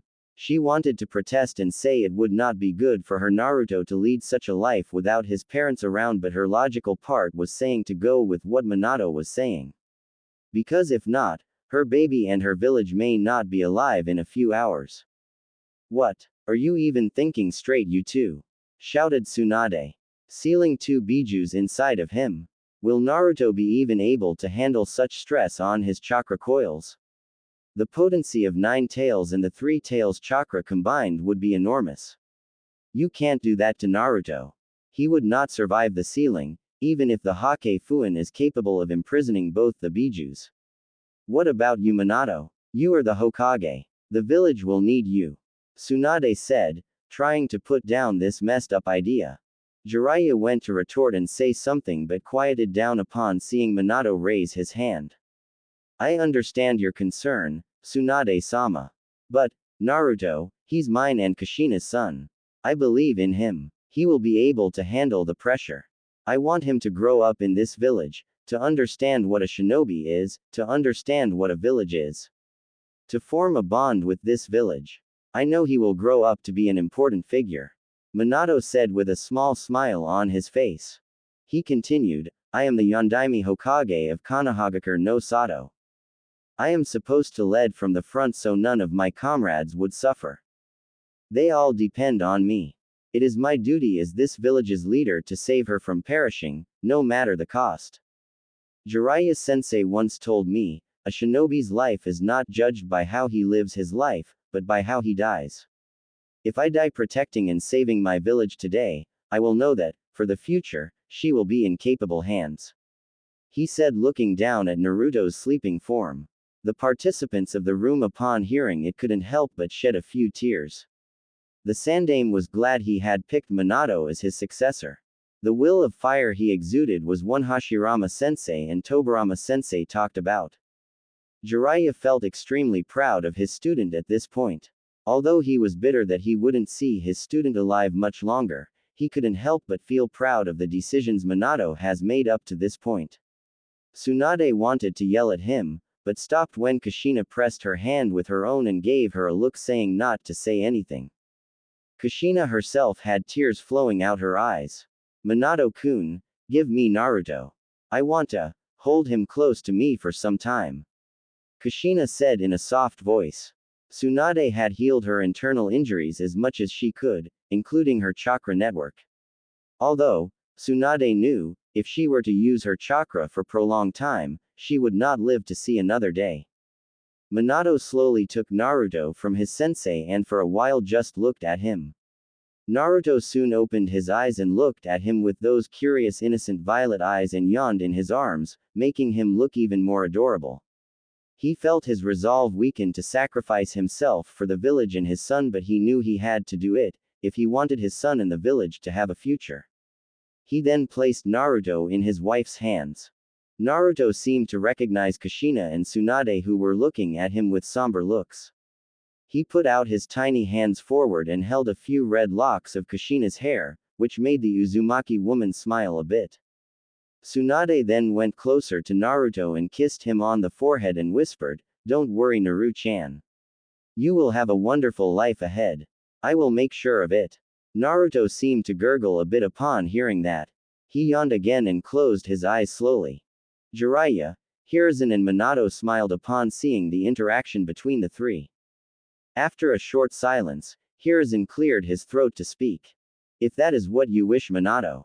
We need to form an immediate plan of action to deal with the two bijus. I don't think we have much time," said Sarutobi. "I will go deal with the masked man to free the Kyuubi from under his control." Sarutobi-sama, Would you and the other shinobi be able to push the Kyuubi out of the village and hold him down for a while? Hiruzen nodded, listening to Minato. Tsunade-sama and Jiraiya-sensei can handle the Sanbi in that time. After the masked man has been dealt with and I appear before the Kyuubi, Hiruzen-sama will go join up with Jiraiya-sensei and Tsunade-sama. I shall mark all of you with my Hiraishin marker. I will teleport with the Kyuubi once it's freed from the Genjutsu to the outside forests of Konoha, and I shall then summon you three while you are holding down the Sanbi to the Kyuubi's location. My Cage Bunshins will take Kushina and Naruto there in advance. Kushina will be able to hold down the Kyuubi and the Sanbi with her Kongo Fuso chains, once she has recovered enough for that. I shall then use the Shiki Fuin to summon the Shinigami and seal both the 9 tails and the 3 tails using the Hake Fuin seal on Naruto. Minato said, forming the plan in his head as quickly as possible. Everyone seemed to agree with the course of action. They knew Minato was stronger than them and he would be fine on his own against the 9 tails. Minato then looked at Jiraiya and said, Sensei, when the time comes, I want you to help him master the 9 tails and 3 tails chakra. The Kyuubi is said to be the strongest of all bijus and is said to have near unlimited chakra. I believe there will come a time when Naruto will require their assistance. Seeing how the masked man knew about both the Kyuubi and the Sanbi, it is possible to think that he also knows the Jinchuriki of other bijus. Please do look after him. Minato said the last part in a downcast voice. Sarutobi could not help but feel sad seeing the current situation. Naruto, not even a day since he came to this world and he was already losing both his parents. Tsunade-sama, I would like to request something of you. Minato said in a small voice. Tsunade looked at him and urged him to continue. Would you look after Naruto as your own son, after tonight? I know it's asking a lot of you. But he will need a mother figure in his life. Kushina will not survive the night. Even with her Uzumaki genes, the way the Kyuubi was extracted from her, I'm sure it has left her chakra network haywire. He will need balance in his life. Would you do it, Tsunade-sama? For a moment, she did not say anything. She looked at Naruto again and saw his sleeping form. She was startled that Minato would ask her to look after Naruto as her own son. She knew growing up without parents would be hard for Naruto, and if by any chance the village comes to know of his Jinchuriki status, his life would become a living hell. She then thought about how her life would change if she does adopt Naruto. She couldn't help but feel happy upon thinking of raising Naruto as her own son. She never had a child of her own, and raising Naruto as a senju will keep her legacy alive, even after her time comes. Tsunade looked at Minato with a determined face and said, yes, don't worry. I shall be the mother he needs. I will look after him like my own flesh and blood. Minato felt a little weight taken off his shoulders upon hearing that. He at least knew his son would grow up being loved by a mother figure.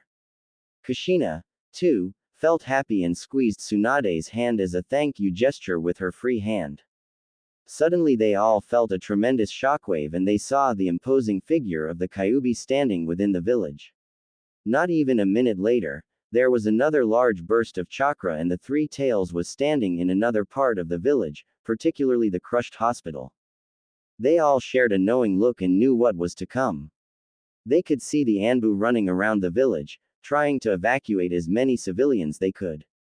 Jiraiya immediately left towards the 3 tails and Tsunade's cage bunshin dispelled herself to let the real one know of all the things discussed inside the office. The Sandame summoned Monkey King Enma. He too left in the direction of the 9 tails.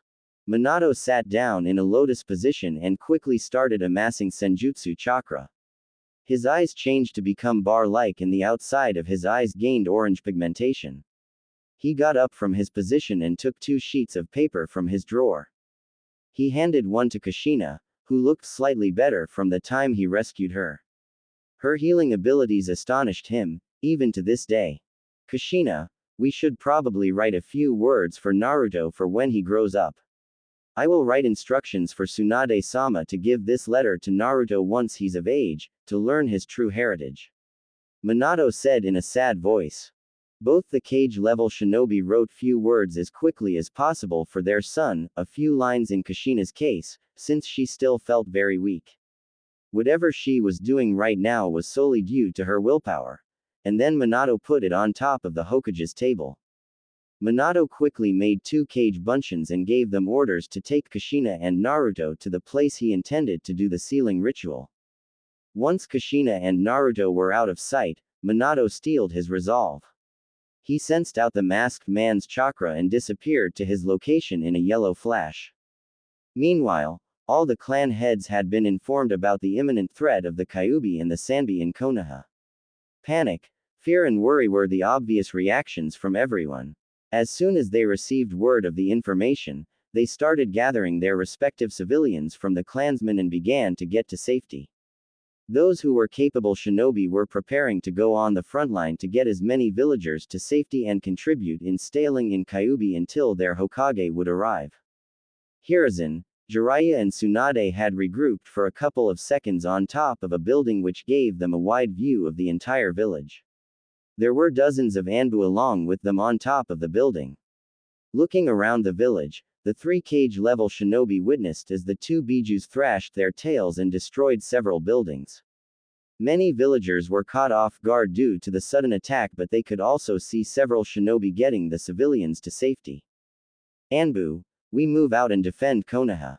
Hi! Shouted the dozens of Anbu behind Hiruzen before dashing off into the distance to hold off the Kyuubi and the Sanbi until their Hokage could deal with the tailed beasts.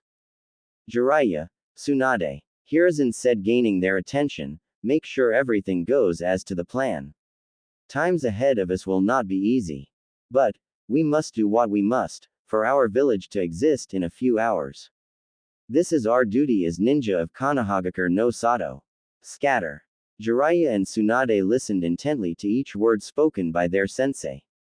They knew how serious the situation in front of them was and they had to give it their all to come out of this alive. Both the Sanins immediately dashed towards the 3 tails. The Kyuubi and the Sanbi were engaged by many ninja from Konoha, moving to distract the beast, preventing damage that would be done. Many shouts could be heard from the different parts of the village where the 2 beasts were rampaging around. Yo, Kyuubi, over here, shouted one, throwing a bunch of shuriken at the beast. No, Kyuubi over here, shouted another, throwing kunai with explosive tags. Of course, none of this did anything except pester the beast, making it more enraged. The Kyuubi roared and flicked its tails to get rid of the annoying flies. In another part of the village near the hospital, the Sanbi was staying put in his place and splashing water from its mouth all around himself to wash away the annoying humans who were throwing different weapons at him. Sanbi, you blind, I'm over here, where do you think you're aiming, you beast? Shouted an Anbu who succeeded in gaining the Biju's attention. The Sanbi was about to squash the ninjans with his paw when suddenly a kunai with an explosive tag exploded near his right eye, which he kept close all the time. Irritated by this action, the Sanbi went to open its mouth and started gathering blue and black chakra near its mouth. The shinobi battling the 3 tails knew, whatever the beast was doing was nothing good. Just as the Sanbi was going to launch the Bijudama on the shinobi in front of it, a chakra-enhanced punch by Tsunade sent it flying up, which in effect sent the Bijudama flying up and exploded away from the village. Everyone stay back, Jiraiya and I will deal with the 3 tails. Some of you go to Sarutobi-sensei and help him deal with the Kyuubi. The rest stay behind and come forward when we ask you to. Tsunade said, still looking up towards the Sanbi who was now descending. Jiraiya, you are up now. Summon your battle toads fast. Shouted Tsunade, who looked at Jiraiya standing atop a nearby building. The toad sage jumped high up in the air, sending a minuscule burst of chakra to his soles and swiftly went through a similar set of hand seals and put an immense amount of chakra this time. Kuchios, Yutai Kuzushi no Jutsu. Summoning Jutsu. Food cart destroyer technique. Out of nowhere a giant toad appeared above the 3 tails and landed on top of him, causing a shockwave to spread through the village. The toad took out its tanto and stabbed into one of the tails. The beast screamed and tried to parry off the toad, but to no avail. Stay down, you damn turtle. The toad shouted. Nice job, Bunta. Tsunade, quick. Try knocking the Sanbi out by punching its shell. Jiraiya shouted, standing on top of the toad boss. Tsunade, seeing the beast struggling, jumped up, gave another chakra-enhanced punch to the Sanbi's hard shell at maximum strength. Upon contact of Tsunade's fists with Sanbi's shell, there was another shockwave and the large turtle felt weak on its legs and just fell momentarily knocked out. And with Gamabunta on top of him applying more pressure, the tailed beast wasn't getting up anytime soon. Now, it is believed that the three-tailed shell is among the hardest thing on this planet. So, to be able to crack that hard shell with a single punch was saying something. Jiraiya shivered upon seeing Tsunade's monstrous strength. Good lord, I didn't think she would crack the three-tailed shell. Man, the beating she gave me a few years back when I got caught peeking on her seems like a blessing. That's how you beat a damn overgrown turtle, said Tsunade, proud of her handiwork. Jiraiya just sweat dropped on hearing that. The shinobi who were standing behind and watching the entire scene were shell-shocked on seeing the beast down for a while. They all had heard of Tsunade's monstrous strength but never knew the extent of it. Amazing. Such great strength. So, this is the power possessed by one of the Sanins, said one of the awestruck Anbu. Alright, 4 Anbu, come here and form a Shishienjin barrier across us. That would immobilize the three tails from going elsewhere, formulated Jiraiya. The Anbu did as they were told and formed a purplish barrier trapping the three tails, Jiraiya, Gamabunta and Tsunade. Inside the barrier, phew, it's a relief, this turtle got put down for a while, said Tsunade. Yes, that is. Now, all we have to do is wait for Minato to summon us to the location of the sealing ritual, said Jiraiya tiredly. Few minutes earlier in a forested area outside Konoha, Minato had soon appeared in a forested area outside of Konoha and came face to face with the masked man. Both the men were eyeing each other, but the Yondaime could swear the masked man was smirking upon seeing the fate of the village. This time, Yondaime, we fight on even grounds, said the masked man. I wouldn't call having the Sharingan fighting even, now would I? Are you, Uchiha Madara? Minato said. Maybe, maybe not. Who I am, is not important or relevant to this world anymore. Yes, it doesn't matter who you are. Madara Uchiha or not, I shall put you down. Why are you targeting the Leaf Village? Minato asked. Who knows, said the man as he brought a long chain, some of it wrapped around his hand from his black cloak. Maybe it's for war, maybe it's for the peace that I want to bring to this accursed world. Minato did not say anything to that. This man had dangerous ideals. He looked at the man before him who was shrugging as if warming up, then saw the chains drop down from his cloak. He looked ready to fight. Minato took out his tri-pronged kunai from his pocket and prepared to engage him, when suddenly the man laughed. What is so funny? Asked a confused Minato. You are clueless, Yondaime. The Kyuubi cannot be stopped, unless sealed once more. You do not have to worry about the Kyuubi. His fate has already been sealed by me. I intend to stop to you first and then the Nine Tails. Konoha shall not fall while I'm here. So, you plan to make your son the Jinchuriki, huh? You sure that will turn out for the best, Yondaime? The masked man taunted. Minato observed the man carefully, looking for any sign of body language before asking, what are you talking about? I'm talking about your son Yondaime. I know about him. To be raised by the slug Sanin and that idiot of a toad sage. I even know about sealing the Sanbi into him as well. How do you know such information? Asked an enraged Minato. He shouldn't be knowing all that. No one should be, he thought. Ah, don't fret over such pointless information, Yondaime. I have my sources to gather such things, said the masked man casually. I look forward to fighting him in the future. This ends now. I won't let you get the chance, Minato said before throwing his kunai at the masked man.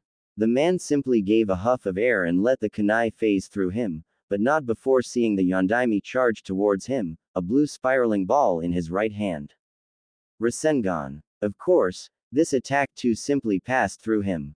Too slow, Yondaime, the man said before he pulled on his chains and whirling around to face him, only to find he had disappeared again. He sighed and turned to face the Hokage still waiting in the clearing. Minato still had the Rasengan in his right hand and had two tri-pronged kunai in his left hand. You cannot hope to defeat an Uchiha, said the masked man. We'll see about that, Minato muttered to himself, before throwing the first kunai, and charging at the man. The Sage mode helped Minato go at much faster pace than before. Minato moved as fast as the kunai behind it and planning his attack carefully. The man ran to meet him, and let the kunai phase through him. The masked man then stretched his hand and said, I win. Hiraishin Ribaru ni, Hiraishin level 2. Minato shouted and disappeared, appearing behind the man and snatching his kunai between his fingers and slamming the Rasengan in his hand into the man. Damn it, he flew to the kunai from earlier. I underestimated him, the masked man thought. How about that? Minato asked. Impressed much? Now, you will definitely will be. Minato deposited his kunai in his kunai pouch and went through hand signs quickly before the man could recover and slammed his hand onto the man's chest and shouted, Kyaki Fuin contract seal. The man cursed himself and felt his control on the Kyuubi and the Sanbi released all at once. He no longer had hold over the two beasts. Then he looked up at the man who ruined all his plans with a fire burning in his eyes. Then he said, I must hand it to you Yondaime Hokage, being able to wound me and sever my ties with the Kyuubi and the Sanbi is not something to laugh at, but no matter. The Kyuubi and the Sanbi will be my playthings again. I will take over the world and there are so many ways to go around it. Then the masked man used his teleportation jutsu and disappeared before Minato's eyes. So, I was right. He is after the Jinchuriki. If Naruto is to face him sometime in the future, he is going to need something extremely powerful by his side. Minato thought. He had many thoughts going through his head at a rapid pace. He knew the Kyuubi and the Sanbi were still attacking the village and he had to seal them into his newborn soon. He did not like that one bit, but he had no choice in the matter. Naruto was the only one he could entrust this burden to. Back in Konohagakure, Hiruzen appeared standing atop a nearby building where the Kyuubi was causing havoc. The shinobi battling the Kyuubi sighed in relief upon seeing the Sandaime joining the battle. Kuchiyos, Monkey King Enma, summoning, Monkey King Enma, shouted Sarutobi after going through the hand signs for the summoning jutsu. There was a puff of smoke that appeared beside Hiruzen, who stood in full battle armor. It was a monkey that stood slightly taller than the aged Hokage. The monkey looked around before noticing the fox, and said, So, the Kyuubi has been unleashed now Hiruzen. Minato didn't do a very good job. He said. There were circumstances that were unpreventable. Hiruzen said. I can see that. Henge. Kongonyoi. Transformation. Adamantine staff. Enma then turned from his monkey form into a large adamantine staff that Hiruzen then gripped and allowed to extend into the Kyuubi, smacking him in his head. The Kyuubi became enraged and flicked its tail, smacking several shinobi away from him. Hiruzen saw his chance and extended his staff again, pushing Kyuubi through the wall and outside the village. The Kyuubi, enraged by this, started charging up a Bijudama. Minato appeared at the battle site soon after dealing with the masked man, standing on top of his head at the Hokage monument. He looked at the fierce battle going on in the distance and noticed the Kyuubi getting more agitated and began charging up a Bijudama. Minato cursed himself silently and started to go through hand signs. Then the Kyuubi turned straight towards Minato and launched in straight at him. Minato finished the hand signs and brought out his signature tri-pronged kunai and held it out in front of him and began the space-time ninjutsu. Out came what looked like a fuinjutsu seal but had a gaping hole in the middle of it and the Bijudama went straight inside of it. The giant purple chakra ball disappeared inside and seconds later, a huge explosion could be heard a long distance away from the village. He smirked to himself at his quick thinking. Sarutobi looked at the Bijudama, as it was launched towards the Hokage monument and panicked slightly, when he saw Minato on top of it. He smiled and saw him use a space-time ninjutsu to make the Bijudama disappear. He then turned serious again at the looming threat of the Kyuubi. He gripped Enma who was still in his hands and charged at the nine-tailed fox. Minato then ran as quick as possible over the rooftops and jumped high above the Kyuubi and went through hand signs again. He was still in his sage mode, hence his chakra reserves were getting replenished quickly and so were his earlier injuries. Minato then shouted, "Kuchios, Yutai Kuzushi no Jutsu," and a giant green toad with two tanto strapped to his back and dressed in a battle toad attire came out of nowhere and dropped on the giant fox. On top of the toad, stood Minato, looking down at the Kyuubi who was charging yet another Bijudama. He cursed again and started gathering chakra, preparing to Harashin himself and the fox away. Hiruzen and the shinobi who were battling the Kyuubi were getting exhausted. They were firing jutsu after jutsu and yet there was not even a single scratch on the giant beast. So, upon seeing their Yondaime Hokage and the fox being put down by the giant toad, they cheered. "It's the Yondaime." A ninja cheered around him. Hiruzen smiled upon seeing him, wondering what he would do now. So, when he saw both the fox and his successor disappear, he was astonished. Suddenly Hiruzen felt a tap from behind his shoulders and turned to look around. "Sandaime-sama, I'm just a Kage Bunshin, you should go to Jiraiya-sensei and Tsunade-sama now. I shall summon you to the sealing ritual place in a few minutes. All three of you, hold on to one tail of the Sanbi each," said Minato's Kage Bunshin. Sandaime sighed upon realizing that everything was going to plan up till now and then nodded to the Kage Bunshin and asked it to dispel himself. "All of the shinobi present here, get as many injured you can out of here and set up medical camps so we can get them treated after everything has been dealt with," Hiruzen said in a loud authoritative voice. "Hi Sandaime-sama," voiced the shinobi and got to doing their work. Sarutobi immediately left towards Jiraiya and Tsunade's location hoping to get there as soon as possible. Jiraiya was not having a fun time. Sitting on top of Gamabunta and constantly channeling chakra through himself and the boss toad to be ready at any given moment for the Sanbi to make a move. Tsunade too was slightly exhausted. The amount of chakra she had put while punching the Sanbi on its shell was enormous. The Anbu who were sustaining the barrier around the Sanins and the tailed beast were feeling the strain too and were worried about the situation with the 9 tails. Hiruzen suddenly landed in front of them. "Anbu dropped the barrier immediately," said the Sarutobi. "Sensei, what's going on? Who's dealing with the Kyuubi now? Is Minato done with the masked man?" asked Jiraiya rapidly. "The Kyuubi has been teleported by Minato to the sealing ritual place. He asked me to come here and join you. Get down here fast. We must each hold onto a tail of the Sanbi and channel chakra through the Harashin seal placed on us," Sarutobi said quickly. So, then he freed the 2 bijus from the masked man's control. "That Minato is too good for his age," said Tsunade, smirking, while going towards one of the tails. Jiraiya too smiled upon hearing it. His apprentice wasn't a SS-class shinobi for nothing, he mused.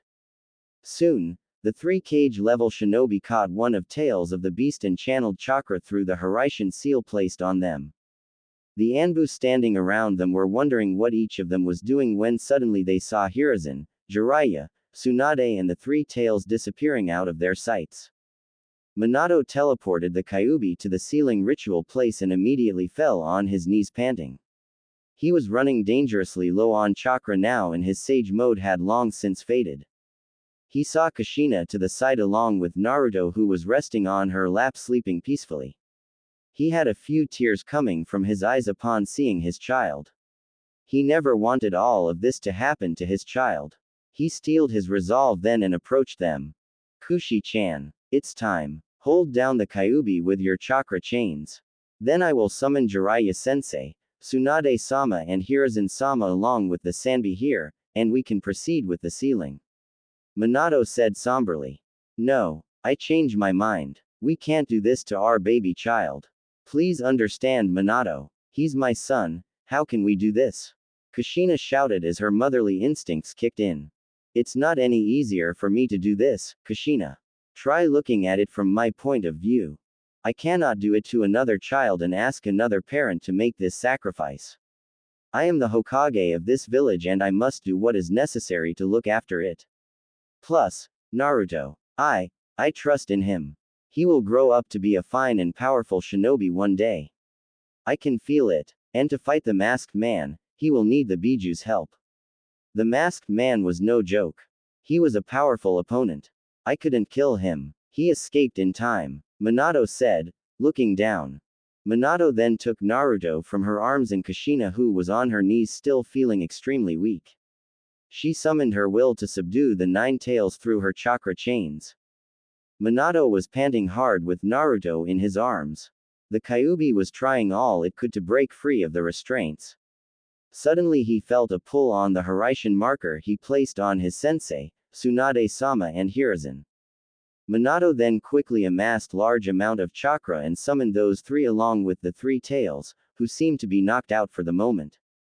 Good. Sanbi won't try to lash out and increase Kushina's problem of holding down two Bijus.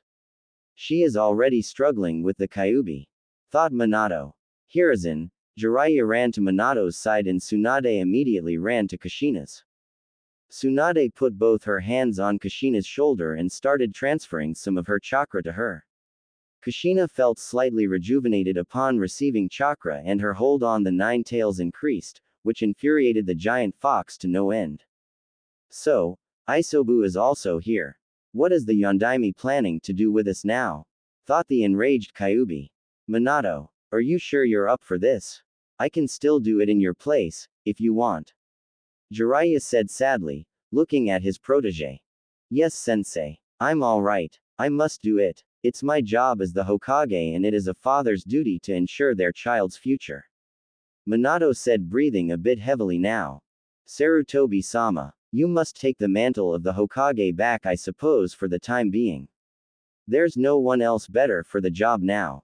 I doubt Jiraiya-sensei or Tsunade-sama would want it right now. Minato said, chuckling a bit at the end. Jiraiya just scoffed and looked away, not being able to look at Minato now. Hiruzen, although reluctantly and sadly, nodded his head. Stay back now. Jiraiya-sensei, Tsunade-sama, Sarutobi-sama, I suppose it's time for the sealing now. I am so sorry, kid. Whispered Jiraiya more to himself than Minato. Hiruzen along with Jiraiya and Tsunade walked a distance back from where Minato, Kushina and Naruto were, along with the two Bijus. Minato went through few hand seals and said, Kuchio's number jutsu, and a small tall toad appeared beside Minato. This toad was Garotora, whose job was to store scrolls inside himself. Minato asked the toad to stand a bit to the side and explained him what he was going to do and his part in it. Although the toad was surprised upon hearing this predicament, he nodded his head and stepped aside. Minato then took out 3 scrolls and laid one of them on the ground and formed the tiger seal. Fuin Kai. Seal release, Minato shouted. The scroll glowed, then suddenly an altar appeared and Fuinjutsu marks ran across the ground until they reached the Kyuubi and the Sanbi, who were entangled in them shortly. The Sanbi by this time had woken up but could not do anything. The Kyuubi roared at him and Minato just smirked and began to do what he set out to. He took the second scroll and scribbled within it quickly, then rolled it up and set it to the side. He then flew through several hand signs and shouted, Shiki Fuin, dead demon consuming seal. There was an ominous chakra that surrounded Minato and behind him appeared the Shinigami. Minato looked at his son and placed him on the altar and shed some more tears. Kushina too looked at her son and was openly crying by now. She felt horrible to be doing this to her own son. In the beginning, Minato had thought about taking the Kyuubi with him and only sealing the 3 tails in Naruto, but then crossed that out of his mind, thinking that his son was the perfect vessel. With the genes of the Uzumaki and Namikaze family, his son is bound to have incredible chakra reserves and potency, and will be able to control the Kyuubi and the Sanbi in time. The question was, could he draw on the Shinigami enough to be able to seal both the Bijus in his son safely and completely? He mulled over it for a while and decided with a yes. Minato then looked at both the Kyuubi and the Sanbi and saw both them glaring at him. Minato saw that Kushina's hold on the Kyuubi was weakening slightly as it was beginning to get free. That Yondaime is planning to seal Isobu and me into that gaki. No. This can't be happening. Kyuubi thought with anger boiling inside of him. Ah man. Not again. Half of my strength was gone breaking free of that seal, and now I'm going to be sealed again along with Kurama. Isobu thought, cursing his bad luck. The Kyuubi suddenly raised one of its claws intending to kill Naruto, but just as it was about reach him, Minato and Kushina jumped in front him, saving Naruto from the danger. One of Kyuubi's claw was now sticking out Kushina and Minato, who was standing behind her. There was blood dripping from the claw and some of it fell on Naruto's stomach, who was now awake. As if sensing his parents' pain, he started crying. Minato looked at Kushina, who was staring at Naruto sadly. He was glad that he still had some strength left to complete the ritual, and especially that Naruto was safe from harm. Jiraiya, Tsunade and Hiruzen were now standing on top on Gamabunta, who Jiraiya had summoned again a short while ago. All of them were about to run in, seeing the Kyuubi trying to finish off Naruto before he could be sealed again. They did not know whether to be glad that Naruto was safe or cry about the fact that both Minato and Kushina were just impaled by one of Kyuubi's claw. Tsunade was openly weeping now, looking at the scene in front of her. Kushi-chan, I don't have much time left. We should probably say our last words to our Naruto before that. I want to seal some of our chakra into Naruto before we die. It will a while before we see him again. Minato said, breathing heavily with blood coming out of his mouth. Kushina just kept staring at Naruto lovingly and said, "Thank you, Minato-kun, thank you for everything you have done for me." "Oh, did I wake you up, little Naru-chan?" Kushina said in a weak motherly tone. Naruto soon yawned again and slowly closed his eyes, hearing his mother's voice. "Kushina," Minato said, "don't say such things, Kushi-chan. You made me Yondaime Hokage. Made me your husband, and now, gave birth to our beautiful child, Naruto. I'm happy, Minato-kun. Don't look sad. I'm happy you loved me. Besides, today is our child's birthday. Above all, when I think about our future together as a family, if I lived, I can only see a life full of happiness." Kushina started saying slowly. Minato started shedding more tears upon hearing his wife speak. "If there is only one thing that I regret, it's that I won't be able to see Naruto grow up," Kushina finished sadly, looking at her son's sleeping form on the altar. "Thank you, Kushina," Minato said. Minato gave the command to the Shinigami to take out the chakra and the soul of the 9 tails and the 3 tails and to seal it inside Naruto.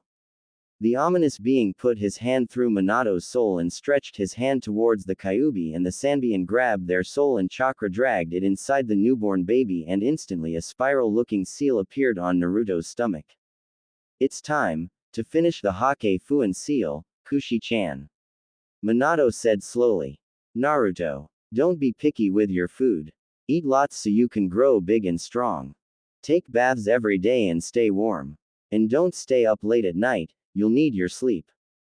Make friends, you don't need a lot of them, just a few are okay, whom you can trust. I'm not one to talk, but do your best in school and ninjutsu. Everyone has their own strength and weakness, so, don't feel down if you are not good at something. Respect your teachers and seniors at the academy, oh, and don't forget the 3 shinobi vices, be especially careful when lending and borrowing money. Make sure to save money you're earning from every mission. Don't drink any alcohol until you are of age. Drinking too much is bad for your health, so drink moderately, okay? It's okay to be interested in women. But don't get hooked on bad women. Find someone just like Ka-san, okay? Speaking of vices, be wary of Jiraiya-sensei," Kushina said, breathing heavily. Minato just smiled upon hearing the last part, and Jiraiya, although feeling down upon seeing the scene in front of him, scoffed hearing that. Hiruzen and Tsunade just smiled a little, listening to Kushina talk to baby Naruto. "Naruto, you will face a lot of pain and suffering from now in your life. Believe in yourself. Believe in your dreams. And believe that your dreams will come true. There's many more things I want to share with you. I wish I could stay with you longer. I love you, Naru-chan," Kushina said, crying more at the end. "Gomen, Minato-kun. I spoke for too long," said Kushina. Minato just shook his head and said, "Don't worry." He then looked at Naruto and said, Naruto, my advice as your father, is everything your chatty mother just said. Minato said, smiling weakly. All the three shinobi standing on top of the boss toad felt like breaking down looking at the family moment in front of them. All of them at that moment vowed to themselves to look after Naruto to the best of their abilities and make sure to let him have a normal childhood. As normal as he could have. Tsunade, who was crying now, vowed she would be the best possible mother to Naruto, which he would need while growing up and throughout his life. Minato then slowly turned his towards Garotora, and asked him to come forward. He then took the third scroll and applied some of his chakra into it. The scroll glowed for a second before it turned back to normal. This scroll was the seal for the Hake no Fuin Shiki, which could be used to open the cage of the two bijus sealed inside Naruto. Minato then gave the scroll to Garotora, who swallowed the scroll and stored it inside himself. After that, he puffed out of sight to inform the elder toads of Konoha's fate. Minato then closed his eyes and whispered, Hake, Fuin, 8 trigram sealing style, and finished the sealing of the 9 tails and the 3 tails into Naruto. Kyuubi's and Sanbi's body soon disappeared once the sealing was done and both Minato and Kushina fell on the ground, dead. Jiraiya, Tsunade and Hiruzen quickly rushed to their place to see Naruto still sleeping and Minato and Kushina lying on the ground with no signs of life in them. We shall hold funeral for our beloved Yondaime Hokage and Kushina Uzumaki in a few days, said the third Hokage sadly looking at his former successor. Tsunade went and picked up Naruto and held him close to her and kissed him on the forehead once. 2 Anbu suddenly dropped in front of them and asked, Sandaime-sama. What happened to Yondaime-sama? Is he dead? And the Kyuubi and the Sanbi? Are they gone too? These 2 Anbu were in fact Genma Shiranui and Kakashi Hatake. Hiruzen looked at them immediately recognizing the 2 in front. Yes. I am reinstated as Hokage as per the Yondaime's last request. And this is Naruto Namikaze, the Yondaime's son. He sacrificed himself to seal both the 9 tails and the 3 tails inside of him. His seal is absolute. There is no chance of the 2 bijus breaking free. Please, do not tell about Naruto being his son to anyone else for now and about his Jinchuriki status. You both were close to Minato, hence my reason for telling you the truth. Hiruzen said. Jiraiya and Tsunade, who were standing beside Hiruzen, nodded to confirm what he just said. The 2 Anbu were shell-shocked and felt extremely sad upon hearing it. But they did a good job in hiding their shock and pain. Hi, Hokage-sama. Go back to the village and inform everyone that the 2-tailed beasts have been defeated by our Yondaime Hokage and that he sacrificed his life to defeat those 2 and saved our village from being perished. Ordered Sarutobi. The 2 Anbu nodded, and with that the Anbu disappeared to inform the others of the situation being dealt with, and get the injured to treatment now. Jiraiya, Tsunade. Let's get back to the village. It's been a long night today, and I would like some rest. Spoke the old Hokage tiredly and in a dismal voice. They sealed off Minato's and Kushina's body in a body containment seal and slowly walked back to the village, with Naruto sleeping peacefully in Tsunade's hands.